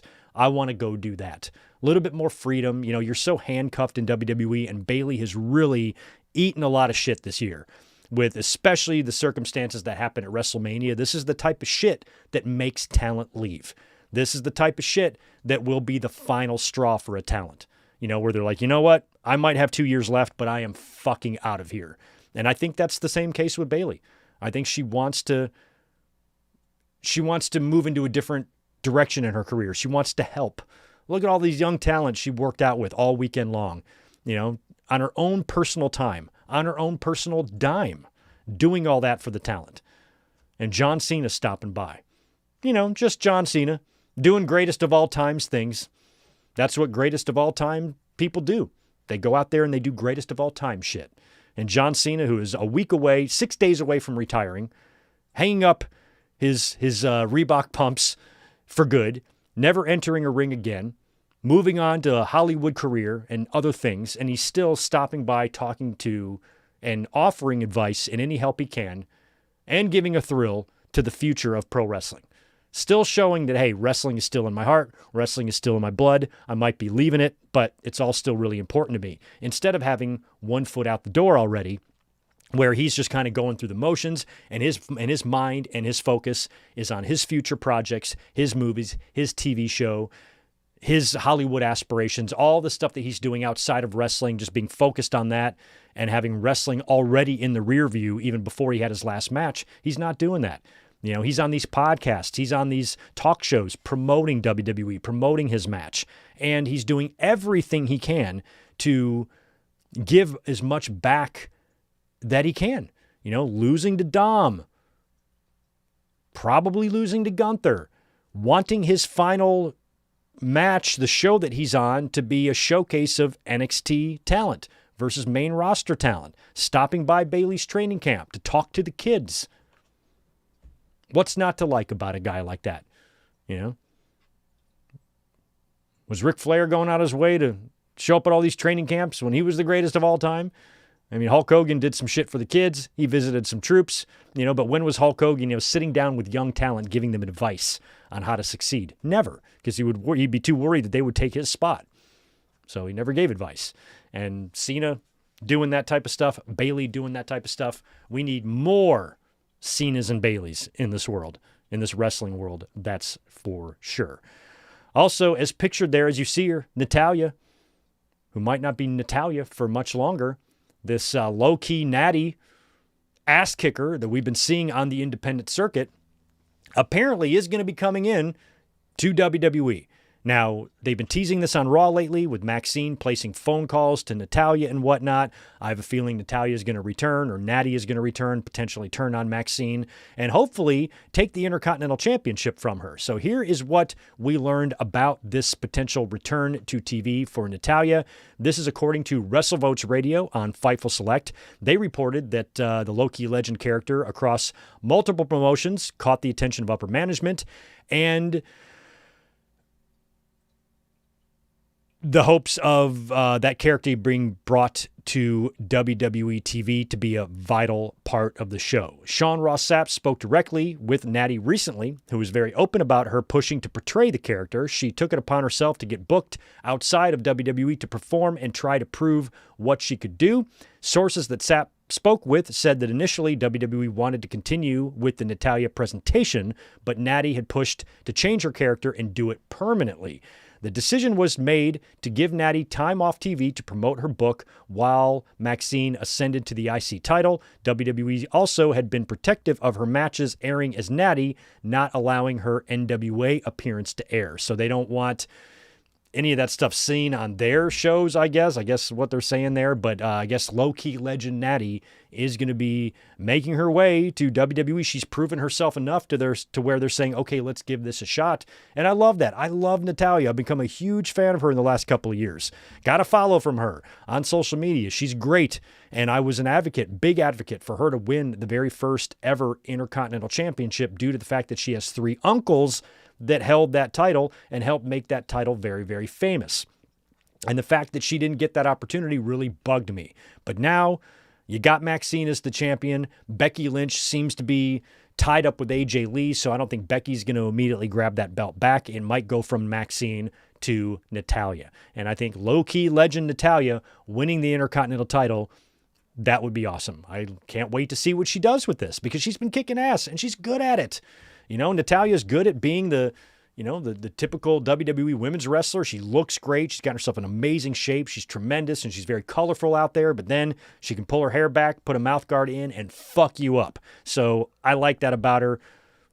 Kind of maybe going for what Paige Van Zandt was trying to do in AEW, perhaps, but this could work. I'm excited to see how it happens and how it goes down, and I think Natalya or Natty, low-key Natty, showing up seemingly as Maxine's friend, only to turn on her and whoop her ass and win the Intercontinental title is awesome. I hope we see that. Here's somebody that might not be winning any women's championships in the future or in the near future. Nikki Bella, who we did see get a championship match at Survivor Series last week against Stephanie Vicaire, and she's been back for quite some time, but hasn't won a match since the summertime, and I wasn't really too keen on her coming back to begin with. I don't mind that Nikki Bella is there, but getting championship matches on pay-per-views was bugging me a little bit, especially when Nikki is as great as she looks. Don't get me wrong. For her to be on that roster with so many capable women, it was not going to sit right with me if she walked away from Survivor Series as a world champion. Well, apparently, according to the Wrestling Observer, WWE might be thinking about moving her into a managerial role. So if Nikki is going to be in a managerial role, great.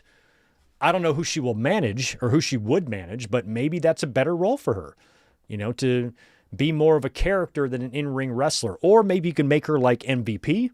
That's what I would do with her. I would make her like MVP and have her create a little faction or something with 2 guys or 2 women, and then she occasionally gets in the ring, just like MVP does. Create a Hurt Syndicate, but for hot chicks in WWE, and do that and make her MVP. A hot MVP. That's what I would do there. But apparently, a managerial role is something we could see for Nikki Bella coming up in the future. Also, now we were here on Monday night to review Monday Night Raw, and we saw that tremendous promo that Braun Breaker cut on CM Punk. Of course, Breaker pinned CM Punk at Survivor Series, and it was announced this past Monday on Raw that Braun Breaker would be facing CM Punk on January 5th on Monday Night Raw for the championship. And that was one thing that I said after Survivor Series when Punk got pinned by Breakker. I said, to me, that doesn't feel like a WrestleMania match. That feels like a match way sooner. Like, he got the pin here, so that match has got to happen maybe at the Rumble. And it happened, and it's happening even sooner than that. So the first Raw of 2026, January 5th, which will be the night after Wrestle Kingdom, by the way, it's going to be Braun Breaker and CM Punk for the championship. However, according to WrestleVotes on Fightful Select, they have reported that Braun Breaker is currently the whiteboard favorite to win the Royal Rumble as of now. And this is something that I had mentioned in my Raw review on Monday. I said, look, Punk and Breaker, I'm not convinced that Breaker is going to win the title from CM Punk on January 5th. They could do something where Punk survives, because I think Braun Breaker, at this point, even more so than Sammy, I really wanted Sammy to win the Royal Rumble here this year in Saudi Arabia. I'm just not feeling that at this point. So I actually think Braun Breaker would be the best choice to win the Royal Rumble. But how's he going to win the Royal Rumble if he's champion? If he's the whiteboard favorite to win the Royal Rumble, that means that CM Punk is going to survive January 5th. And one of the scenarios that I laid out on Monday night was something like Punk surviving January 5th. I don't know if he'll necessarily beat Breaker, but just surviving with the championship. And then Breaker wins the Royal Rumble. So Punk retains the title somehow versus Breaker on January 5th. Then at the Royal Rumble, you book Roman Reigns versus CM Punk for the title. Roman Reigns beats him. Roman Reigns beats Punk for the title in Saudi Arabia. Braun Breaker then wins the Royal Rumble. And he challenges Roman Reigns for the world title at WrestleMania. Then you go into Chicago at the Elimination Chamber, and you have CM Punk win the Chamber. And then he challenges Cody on night 2. Cody and Punk, to me, is the most intriguing match. But a different match might be more intriguing to other fans. But for me, Cody and Punk is the match that I would want to see the most. I'm actually okay with Cody and Roman. You got to do a rubber match there at some point, but fans might be tired of that one. Plus, why do you have to do that at Mania? Why can't you do the Cody and Roman rubber match at SummerSlam or something like that? So Cody and Roman could potentially be the plan, but I'd rather have it be Cody and Punk. So if Breaker is going to win the Rumble, that means he's probably going to win the title at WrestleMania. So what champion would be best for him to beat? I think it would be Roman. I think the champ he should beat would be Roman Reigns, which would be a weird match. That would put Roman Reigns probably in the main event of night 1 versus Braun Breaker, and then Cody and Punk in night 2. So there's no guaranteeing it's going to go that way. That's just one way that I would be okay with, because where does everybody else land? Gunther and Brock Lesnar, I think, need to just face each other. I think that's the best match for both of them to do if they're not going to be competing for a championship, which at this point it doesn't look like they are, but they could be. So that leaves you with Breaker and Roman and Cody and Punk, but they could change that up. It could be Cody and Roman. And then, maybe if Punk survives Breaker and then Breaker wins the Rumble, he's so pissed off for not winning the title on January 5th that he wants Punk. So you still could do Breaker and Punk, with Punk surviving on January 5th, then Breaker winning the Rumble and saying, I'm coming after your belt and I'm going to win it this time. So you could do that, and then you could do Cody and Roman. But you also have to think about Seth Rollins. Seth Rollins is another one that there's been talk this week about his injury and his rehab, and he was a guest on Rich Eisen's show, and he basically just says that he's on track in terms of his rehab and his physical therapy, and that he's not ruling out working at WrestleMania. So if Rollins is good to go for WrestleMania, you could do Rollins and Reigns, perhaps, or you could do Rollins and Breaker, but I don't know how you'd get to Rollins and Breaker. I feel like one of those guys needs to be champion for that to happen. So maybe, Rollins faces Breaker for the title after WrestleMania. Breaker wins the championship at WrestleMania, and then Rollins returns, and that's the first big feud. Or maybe it's Rollins versus Breaker at SummerSlam. I don't know, but Breaker being the whiteboard favorite to win the Royal Rumble, that's how I would do it. I actually would. I'd rather see Breaker win the Rumble and then win the championship at WrestleMania rather than just win the championship on January 5th.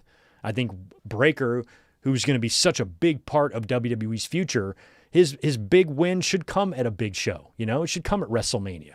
So I'm kind of hoping it goes that way, but we will see how it all shakes out. But right now, according to WrestleVotes and Fightful Select, Breakker is currently the favorite to win the Royal Rumble, which kind of spoils what the outcome might be a little bit for January 5th. But nothing is for certain yet. We won't know if that's likely or not until after January 5th, because if Braun Breakker wins the title from Punk on January 5th, then he will not be the favorite to win the Royal Rumble, because he's probably going to be in a title match. And it might be a rematch with Punk at the Rumble if it turns out to be that. So we will see what happens with Mania, what happens with Roman, what happens with Punk, Seth, all them guys. We'll be keeping our eye on that. All right, one final little piece of news here that I found interesting. So as we know, Tanahashi's final opponent for his retirement match has now been named. We know it's going to be Kazuchika Okada, but there was a lot of rumors leading up to this that it actually could be WWE's Shinsuke Nakamura. And there was a write-up this week in the Social Suplex newsletter, a very detailed write-up about some of the details of how this match came to be. And it was really interesting because I wasn't aware of any of this. All I knew about was the rumors that Nakamura could be Tanahashi's final opponent, right? Well, apparently WWE had agreed, they had planned all the way back, as far back as last summer, to release Nakamura from his contract, basically in order for him to be contractually free and clear to work the match with Tanahashi. That way, it wouldn't put strain on AEW or CMLL's relationship with New Japan to have a WWE contracted wrestler facing Tanahashi in his final match. Apparently, the plan was for them to release Nakamura so he could do the match. Well, then they decided not to. They decided, nope, we're not going to release you, but we're still going to let you do the match. And that's when New Japan stepped in and said, no, we're going to shut that down because we want to avoid tension with our AEW and CMLL partnerships and whatnot by using a WWE talent. So once Nakamura, WWE wasn't going to release him, they decided to go in a different direction and go with Okada, who was perfectly fine. I have no problem with Okada being Tanahashi's final opponent. I just think Nakamura would have been cool, but Okada works just fine. I'm fine with Okada, no complaints. Okada is fitting, and he makes a lot of sense to be Tanahashi's final opponent. But the Nakamura stuff, it sounds like WWE was just doing that to fuck with him, because that's what they do. I swear WWE probably had no intention of releasing Nakamura. They just said that they were in order to try to create issues, which is so disrespectful, just in general, but mostly disrespectful to Tanahashi. Here's a guy that's had just an unbelievable career. He's the New Japan counterpart to John Cena. So many years of service and great career and a great legacy there in New Japan, a true legend, beloved legend, finally going out, having his final match. And as we saw from, Jushin Thunder Ligers a few years ago and a lot of retirements by Japanese wrestlers, the respect that those guys are shown over there and how big of a deal it is when they retire, all that, it should be sacred. And WWE kind of purposely fucking with the situation a little bit is just, it's why I hate them. They're just, what a bunch of cretins, creeps. And it just reeks of that. It just feels like WWE just did all of that just to mess with them, as if they don't have anything better to do. What is the fucking point of just being a douchebag for the sake of being a douchebag? That's what they like to do. They get off on it. It's power to them. And it just, the way that, and this is a very long, detailed write-up, but that's kind of what it was implying.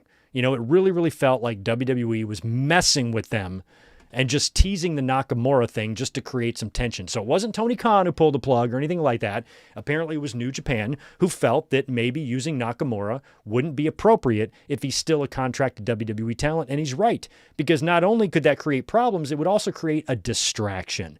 And I think a lot of people would be focused on the fact that a WWE wrestler is facing Tanahashi in his final match. and they just didn't want to go down that road. So unfortunately, it sucks for Nakamura, who probably really wanted to do this, and it sucks for Tanahashi too. And it sucks for the fans that WWE put us through all this for no reason. But I didn't really realize that all that was going on behind the scenes. I knew Nakamura was a possibility, but I never really truly felt it was likely because of his connection to WWE. I had no idea that WWE actually told him and agreed to release him just to make this match happen without any issues. And then they reneged on it. So I don't know. But either way, on January 4th, Wrestle Kingdom 20, it is going to be Hiroshi Tanahashi wrestling for the last time against Kazuchika Okada.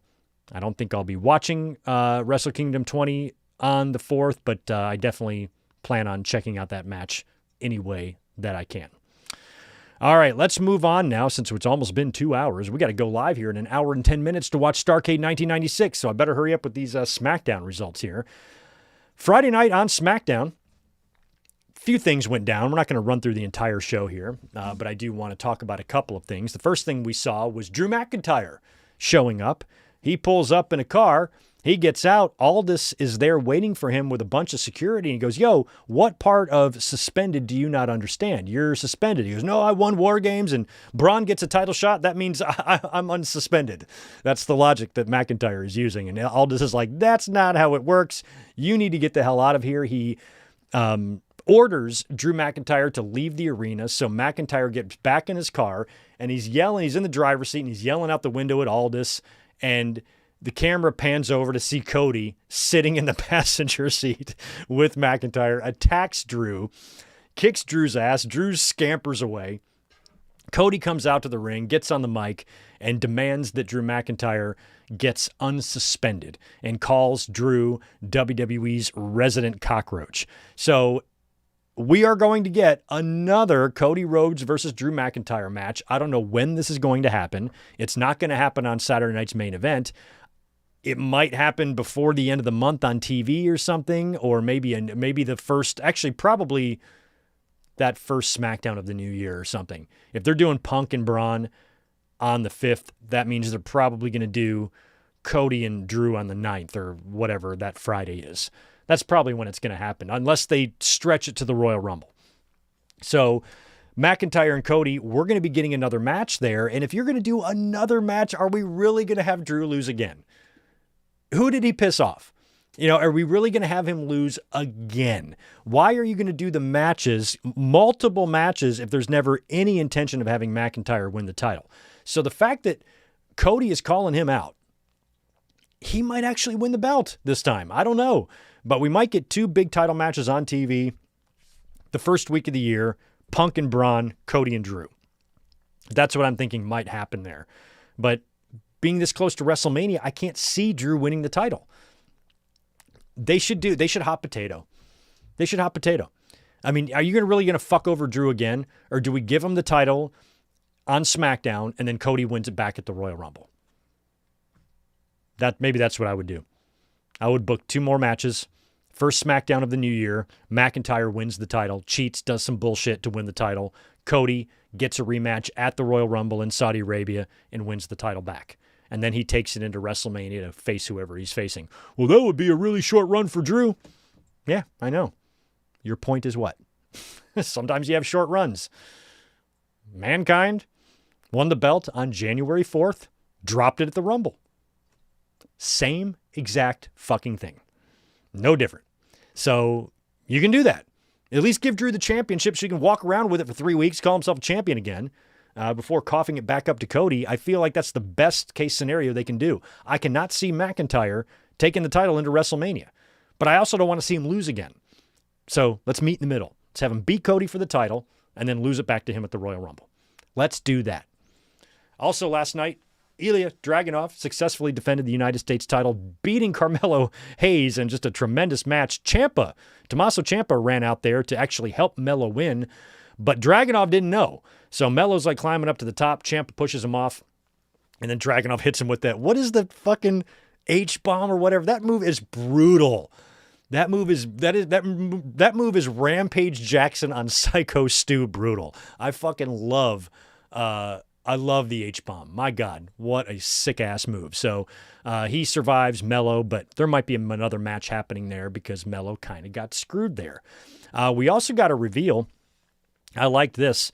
There's going to be a mixed tag team match next week. Aleister Black and his wife Zelina taking on Damian Priest and his partner, who was revealed in a little vignette on SmackDown on Friday, his partner, Rhea Ripley.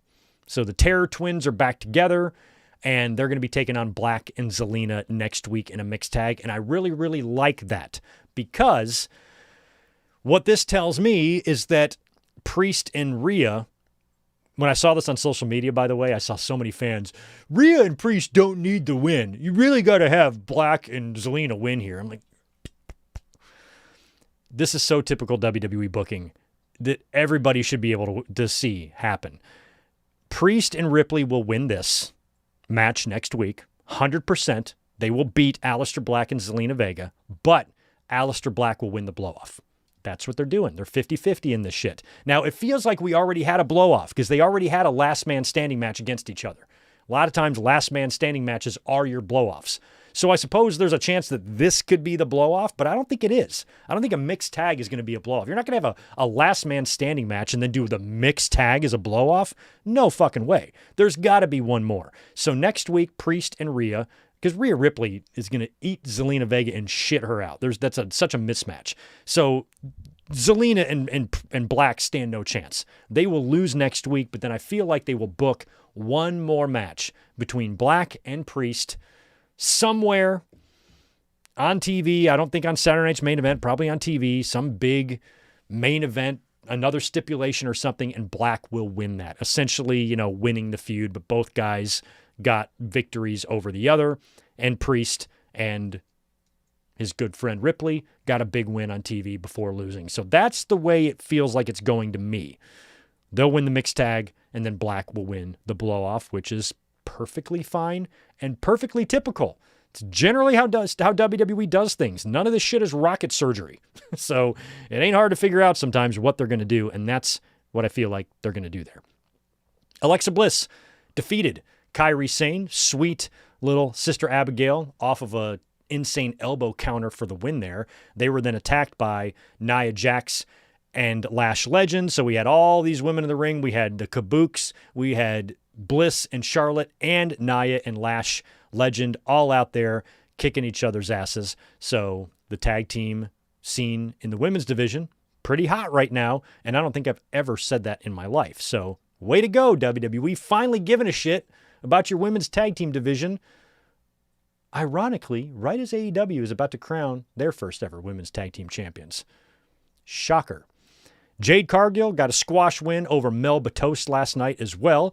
And Solo Sikoa, he had a promo talking about the Wyatt Six, said he's done with Sami Zayn. He's moving his sights onto the Wyatt Six and those tag team championships. And he believes that the MFTs can dominate pro wrestling. All he has to do is Bo leave. I loved that. Crowd oohed and awed a little bit at that, bringing up Bo Dallas. So that was kind of cool. Did the Wyatts attack there on Friday? I can't remember if there was an attack, but looks like the MFTs might be regaining those tag team championships pretty soon.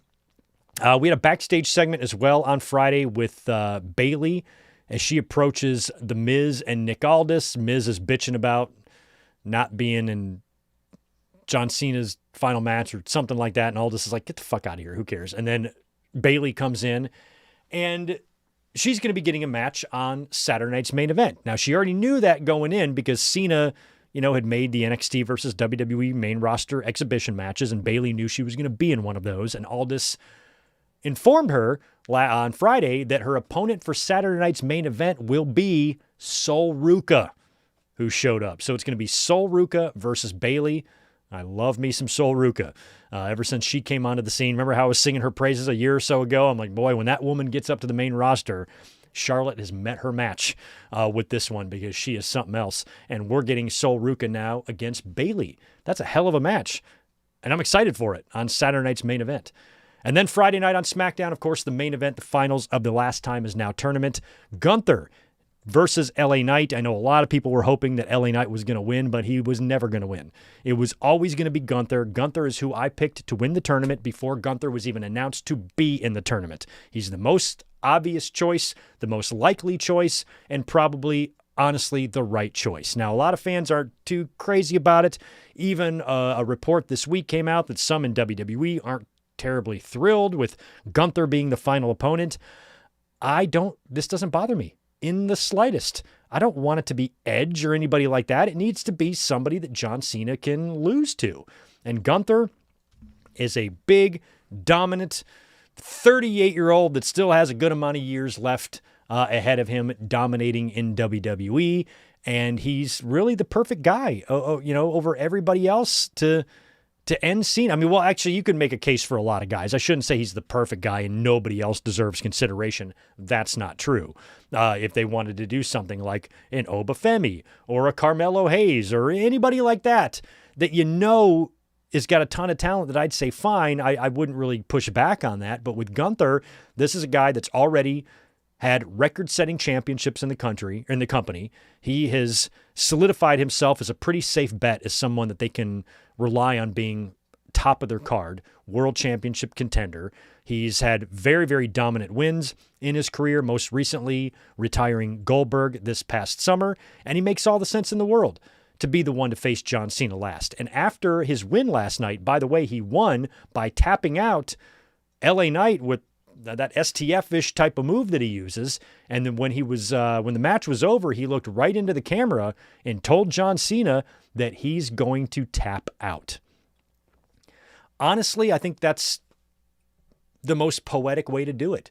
Mr. Never Give Up, the man who has never tapped out in his career, outside of his heel run, when I think he had some tap outs to Angle and Benoit. A tap out or two exists when he was Thugonomics.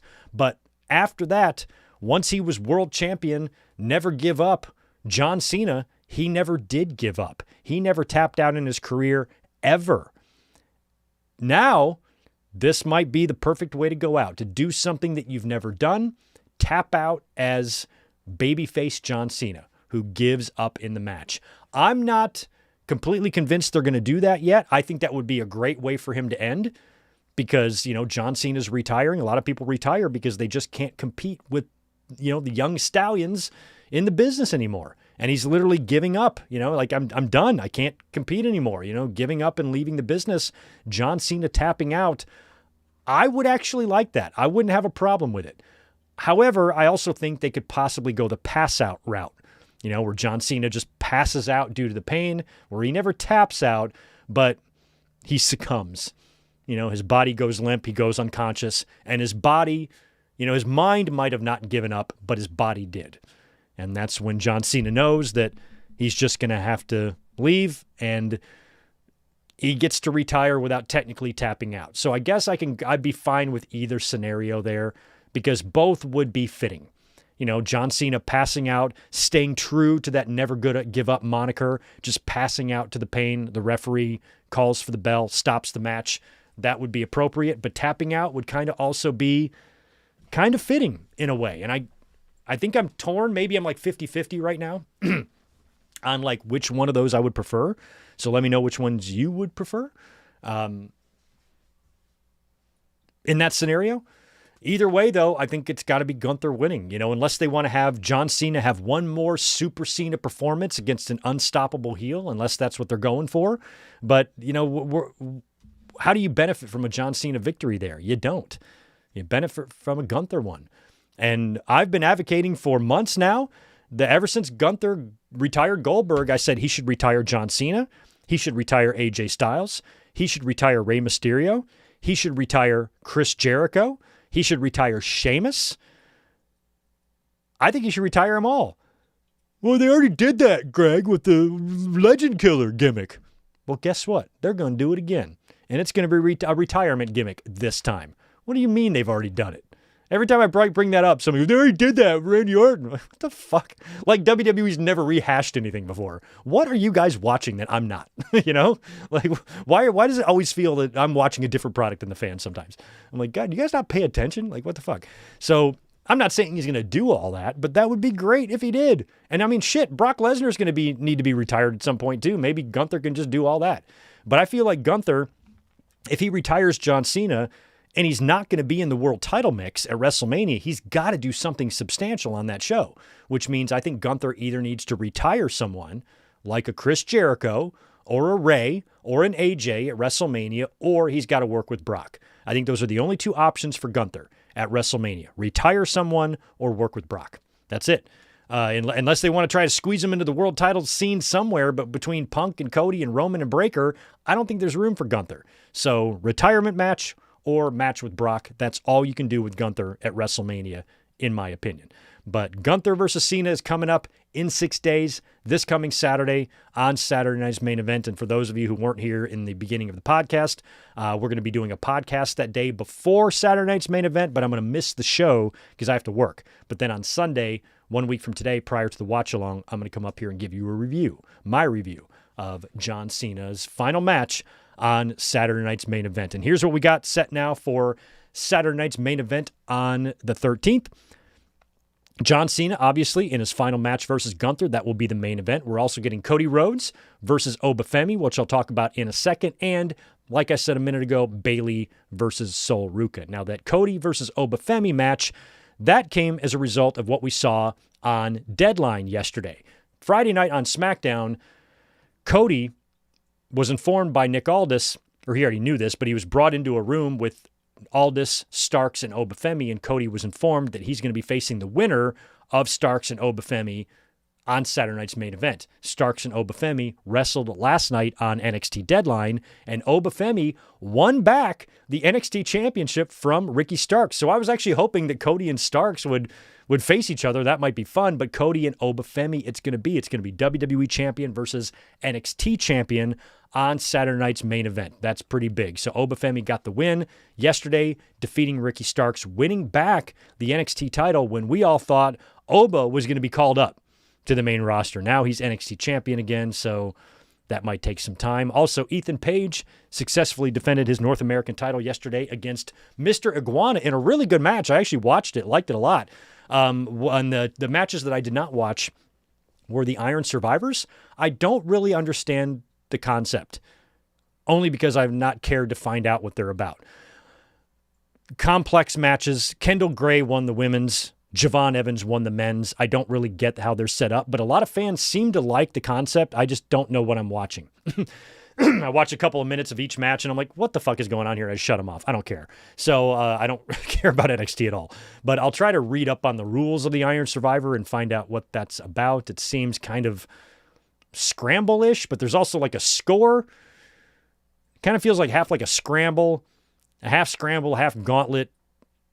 I don't know what the fuck it is. But anyway, Kendall Gray and Javon Evans won those at Deadline yesterday. This past Wednesday, or there's Obafemi there. That's who I meant to talk about, is Obafemi. But this past Wednesday on Dynamite, we also had a few interesting things. Of course, the Continental Classic is now kicked off. 3 big Continental Classic matches on Wednesday. We had Kazuchika Okada defeating Pac in the Gold League. And that's important for a reason I'll mention in a minute. So Okada over Pac in the Gold League.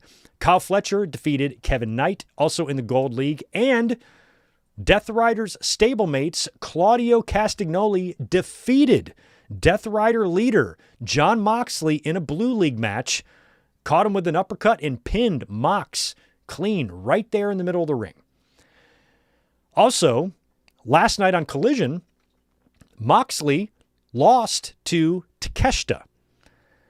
So let's backtrack a minute. First of all, on Dynamite, after Claudio beat Mox, there was a segment where Moxley, after the match, just shows up backstage and just starts doing push-ups backstage. Claudio walks back there and starts doing them with him. And Moxley has no issue with their match. He goes, hey, I'd be pissed at you if you didn't bring it all. Congratulations. Fist bumped him, told him good win. On Collision last night, after he loses to Takeshita. By the way, did you see that curb stomp? Holy shit. After he loses to Takeshita, he does the same thing. He's, in the back saying, hey, there's a lot of tournament left. I'm gonna regroup. Marina is clocking Mox and somebody else running laps backstage. It's all about working out, working, constantly working until your next match. So Moxley isn't allowing these losses to really get under his skin. He's just more focused on getting better.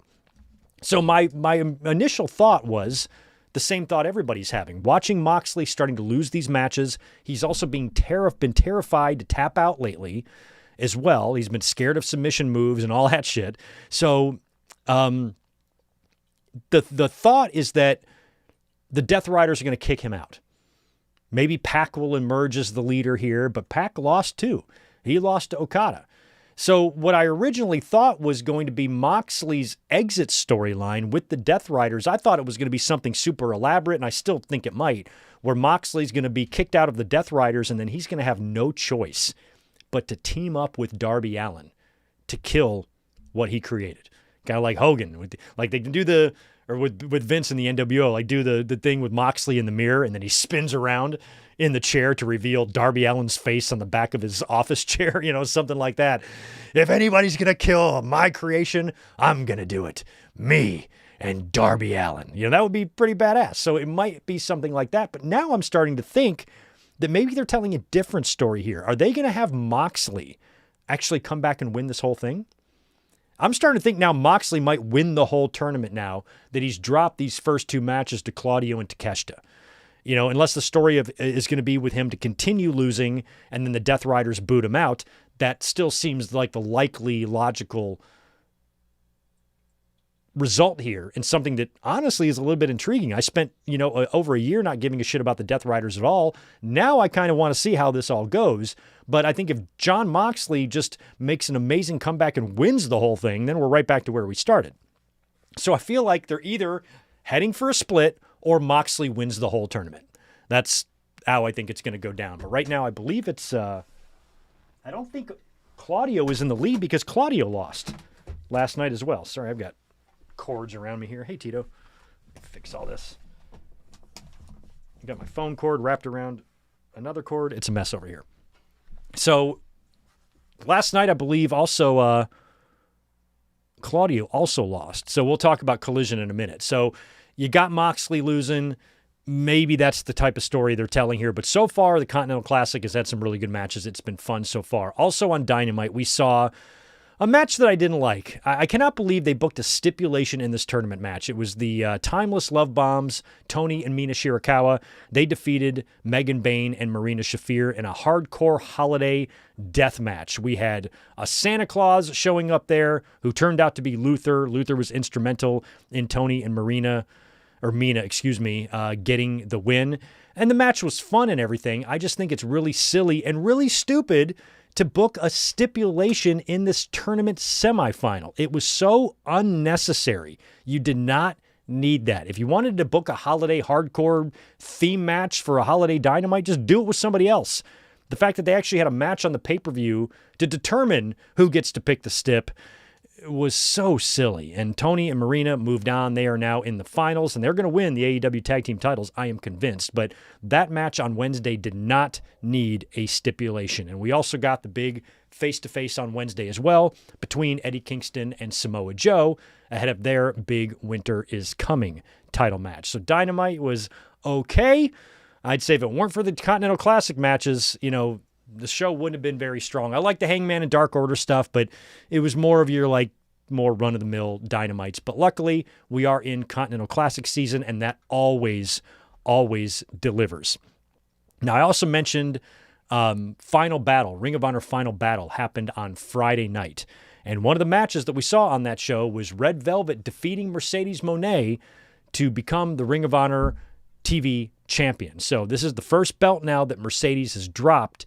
And now we have to wonder if this is going to begin the trek of her losing all of these belts. And I've been saying over and over again that I do not think it's realistic to believe that Mercedes is going to go on some 12-match-long independent wrestling losing streak and drop all these titles. That's just not going to happen.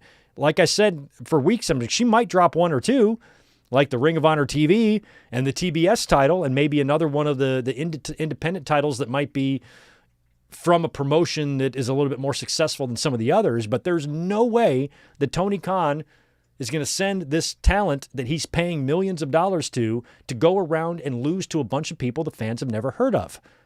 I don't think that's realistic. That's not going to happen. But now she's dropped one of those belts, and you have to wonder, one thing that I've been speculating about is that they do one match with somebody with all of the belts on the line, like maybe some babyface says, hey, I challenge you, Mercedes, and if I win, you return all of those belts that you stole from those promotions. They get their championships back. And then she just has to lose one match to somebody in AEW to send all those belts back to their rightful owners. I feel like that's more likely than Mercedes going on a 12-match losing streak on the independents. It's one thing to do that in your own company. That would still even be crazy. Even if you said Mercedes was going to go on a 12-match losing streak in AEW, I wouldn't believe it. Much less do a bunch of independent promotions against people fans have never heard of. No, it's not going to happen. But it's starting to happen. She's dropped one belt. We will see if I'm right or wrong about this very strong belief that I have. It remains to be seen. And like I said, last night's Collision as well had a bunch of Continental Classic matches on it. We had Orange Cassidy defeating Roderick Strong in the Blue League. Mascara Dorada defeating Claudio Castagnoli, also in the Blue League. So Claudio, right after that big win he had against Mox on Wednesday, drops a match to Dorada here on Saturday night. And, of course, last night, also in the Blue League, it was Konosuke Takeshita defeating Jon Moxley. And like I said, I don't know if you guys saw that curb stomp. Jon Moxley hit Takeshita with a curb stomp on the apron that was easily the most brutal curb stomp I've ever seen. Ever. And easily. I've never seen one as brutal as that. So just go on Twitter or somewhere, just look up Takeshita Moxley curb stomp. You will see it. It was gnarly. My God. But Takeshita ended up getting the win, knee strike and the pin, knee strike and his, what's it called? Raging Bull, Raging Fire, whatever his driver is, hits Mox with that and wins. And Takeshita, who I love, what I'm hoping, I said that Moxley, I'm fearful that he could win the whole thing, but what I'm hoping we get is a Okada and Takeshita final. Feels like that's what they're setting up here, and that's what I want to see. And I'm going to root for Takeshita in that case, and I think he should win, because Okada's going to beat Tanahashi, we know that. So I kind of hope Takeshita, that's my pick to win the whole Continental Classic, or that's my hope, I should say. Maybe not my prediction, but that's my hope, is that he wins it, and it feels like it might come down to him and Okada. We will see. But another loss for Jon Moxley, which I think is going to play into the Death Riders eventually kicking his ass out. I think I have finally made it to the end of my notes. I know I got super chats out the ass over here that I need to answer, and we'll take the next few minutes doing that. And I think we're only going to have about a 20-minute break in between this podcast and the watch-along, which for those of you who don't know, and you want to join us at 8 Eastern, 5 Pacific, Starrcade, 1996, Hogan and Piper, and a lot of other good matches on the card as well. We're going to be watching that in less than an hour. But before we do that, let's talk to the chat. We got Super Chats. And I still have to find time to come in and update all the Super Chats totals so I can have them on the leaderboard for you when we go live later on. But let's scroll all the way back here. I probably won't be able to get into everybody's comments, but I will be able to answer all of the Super Chats because it does look like there is a lot of them. And again, thank you to everyone for hanging out today. I always appreciate it when you guys are here on a Sunday because I know that we have a lot of football to watch. And if you guys are taking a break from your football to watch my dumbass, I just want you to know that I really, really appreciate that. All right, just trying to get myself a little bit better centered here. There we go. Didn't like the way I was looking. There we go. Straighten out my mic. I like everything to be in line. I don't like shit that's askew, you know? All right, let's see who the next Super Chat is that I owe. I think it's going to go, Tomas, what up, buddy? Tomas Aridi. I had a great time hanging out with Zach at Survivor Series last week. Wish you could have been there, Tomas. Thank you for the $10. Lovely wrestling fans already starting to turn on Gunther, saying he shouldn't be facing Cena. Touch grass. I'm very excited for the match. I am too. That's what it's all about, what you're excited for. I think fans think they sound smart when they say stuff like that. It's just not. Gunther really does make a lot of sense. I'm not opposed to having Cena face someone else. I'm not in the camp that Gunther is the only choice for him. I just don't have a problem with it. I think he's an appropriate choice. And if I was devising a list of all the people that that would be suitable opponents for John Cena, Gunther would be at the top. So that's why I can't really complain about it. But I don't know what fans are expecting, Like, I think John Cena is going to go out losing. I think that's what he wants to do. And I wouldn't be surprised if he taps out as well. So, all these, we should face Edge or, something like, I don't know why you guys think that's going to happen. That's not going to happen. John Cena is going to probably do what he can to give back to the business on the way out the door. And Gunther is the right guy. I agree completely with you, Tomas. But if somebody said, I wish Gunther was facing so-and-so, that could also make a good opponent. I just don't know if anybody really, for what WWE is trying to do here with Cena's retirement, if anybody's really better than Gunther, especially after he just retired Goldberg a couple of months ago. Seems like the right guy to me to do that. Fox Star Killer, good to see you, my friend. Thanks for the $10. Some suggestions for next Sunday. D-Generation X, that's true. I think that's only a 2-hour show, though. Oh, no, it's not. It is a 3-hour show. Yeah, we could do DX. We actually should. We need to do that one. We may never do it. Yeah, DX in your house, because they moved to 3-hour in your houses starting in September of that year with Ground Zero. So that'll definitely be a 3-hour show. D-Generation X, Vengeance 2001. No, we watched that. We've got to that one already. I remember that was here in San Diego. We watched that maybe 2 years ago, I think, Vengeance 2001. Starrcade 2000, I don't think we've watched, but we did watch 99. In Your House, It's Time, or Seasons Beatings. I think we watched Seasons Beatings, too. But we haven't watched It's Time or Armageddon 02, 03, or 04, and I'm certain we've watched at least one of those Armageddons, too. Maybe 2 of them. But yeah, those are some good ones. I think D-Generation X is a possibility for next week, Fox Star Killer. Thank you for that. Zane G, appreciate the $5. Hey, Greg, I think back to the end of WCW and AOL Time Warner merger where everything was all screwy. Yeah, it was. It was screwy, and that was tough because, Ted Turner then got out of the wrestling game and AOL Time Warner didn't want it. So the situation is not the same in AEW, but it could evolve into something similar, 100%. That's true. Let's see who's next. I'm trying to read some of the non-Super Chats comments too.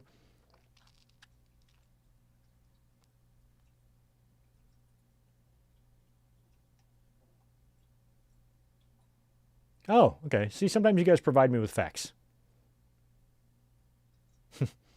I know. I think whoever Becky was talking about is either the Great Khali or Hornswoggle. It's got to be one of those two. Got to be one of those two. Ryan Adams hitting us with $10. Thank you for that, dude. Not saying it was him, but if it was 10 years ago when Becky first started, which is 2015, my only guess would be Del Rio. I never thought about Del Rio, but would he really have the power or the stroke to blacklist people? Like that thing about blacklisting them, that's what made me think, like, who the fuck would even have enough stroke to blacklist you? Randy Orton might, but Del Rio makes sense because he's a dirtbag and he's a piece of shit. So Del Rio fits the bill, but Becky is talking about this person blacklisting you. I think Orton is a better, I hope it's not Orton, but you kind of wonder that maybe it is.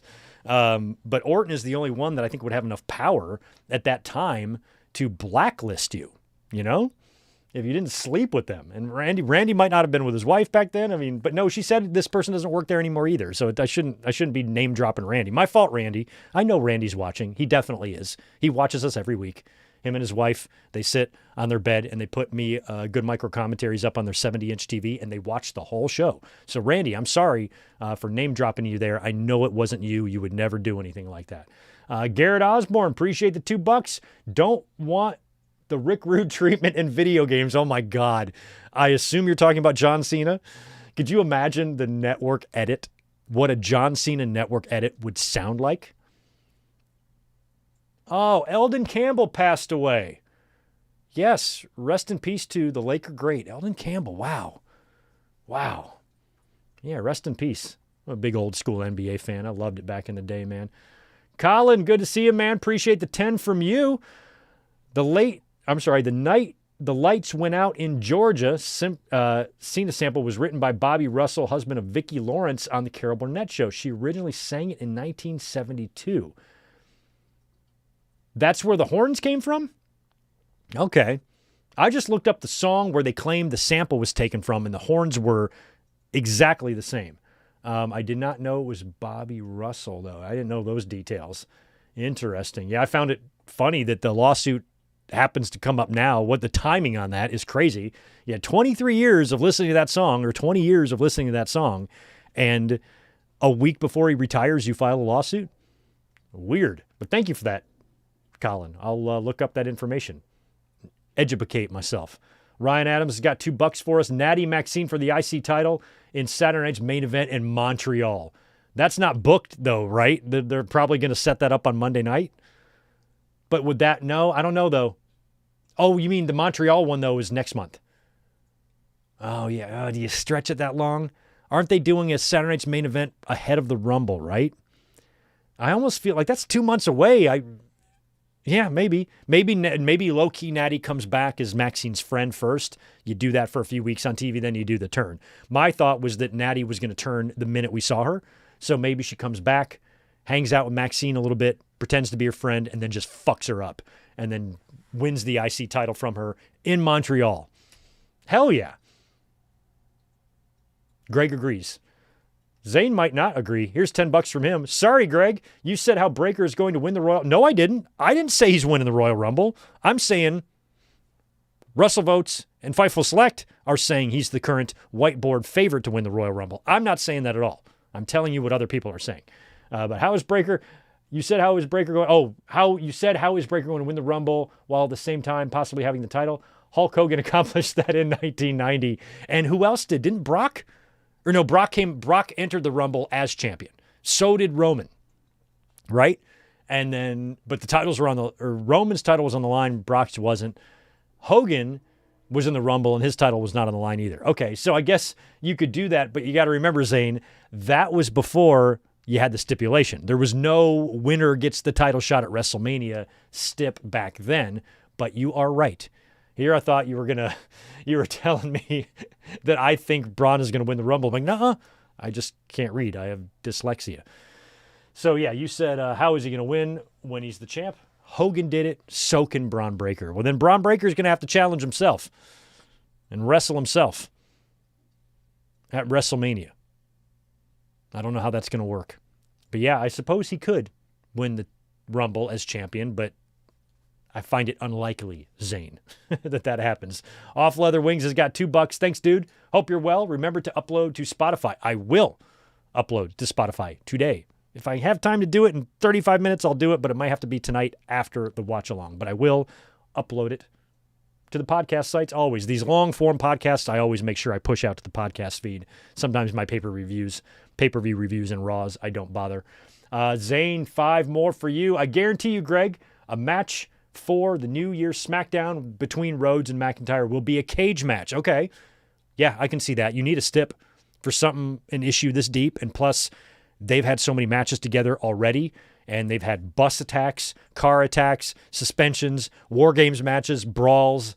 You got to do something. And if you just do a simple New Year's hardcore bash or last man standing or something they've already done, maybe keep it simple. Just straight up cage match between the two. And if you do a cage match, you do allow Cody the possibility to win without having to pin McIntyre if you do the escape the cage rule.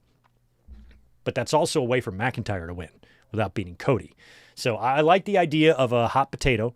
I like the idea of the belt going to McIntyre on the first SmackDown of the year and then McIntyre dropping it back to Cody at the Royal Rumble. Well, that's a short run. I know. What's your point? Sometimes you get short runs.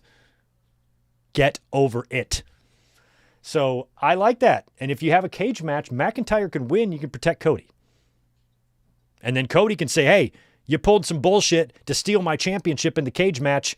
I want a rematch with you at the Royal Rumble in Saudi Arabia. Nick Aldis will happily grant him that. And then Cody wins the belt back in Saudi. That might be the direction. I actually hope that something like that happens. I hope Drew wins the title for a month. I do. Zane's got 10 more. Cena's match is opening up for SNME. Well, it is. But what if Cena called for an extension into WrestleMania 42? Please don't get upset. It's just a thought. I'm not upset. I would love it if John Cena was like, hey, gets on the mic. I changed my mind, guys. I'm not going anywhere. I'd be fine with it. But I feel like it's going to be it, Zane. I feel like it's going to be it. But do we know that for sure? Did they announce that and I didn't hear it? I did not know that Cena is going to open the show against Gunther. Wow. And that's how his send-off is going to be? I was kind of picturing some tearful, leave the memories alone, like at the end of the show. But if he's opening the show, completely different story. Yeah, Zane. Crazy. Brian Adams, 20 more from you. Thank you for that, my friend. Iron Match is a mix of King of the Mountain Championship, or King of the Mountain and Championship Scramble. I knew it felt scramble-ish to me, and I don't even know really what the rules are for the scramble either. 25-minute match with 5-minute intervals for entry. Most falls at the end of the 25 minutes wins if pinned or submit. You got to go to the penalty box. Okay, that's what the penalty box is about. I had no idea how you use the penalty box. Okay, that's an interesting enough concept, I guess. Yeah, it's kind of King of the Mountain, kind of gauntlet-ish, kind of scramble-ish, kind of hockey-ish with the penalty boxes. All right, then. Okay, I guess I can get into that concept. I'll give it a chance. I'll at least say that. I'll give it a chance. It doesn't sound overly convoluted or overly stupid, which is good. Yes, I did see Tony D returned and a little bit of a gimmick change for him, right? Which is smart.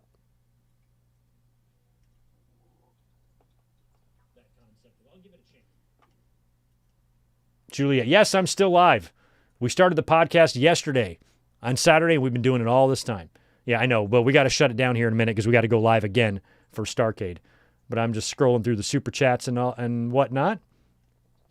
Cena should lose like WrestleMania 13. Yeah, I'd be fine with that. I don't need him to tap out. But if he did, I'd be fine with it. Pass out would also be fine. Pass out or tap out, or pin for that matter. But Gunther has made it clear that he's going to try to tap him out. Pass out or tap out is what I hope we get. Oh, thank you, Mike Rouse. There's a TNA Plus app. Well, hopefully Thursday Night Impact airs on there. Maybe I can get the app. Probably have to pay for that too, though, right? Yep, sometimes you got a hot potato, Juliet. Every now and then you got to do that. You just got to do it.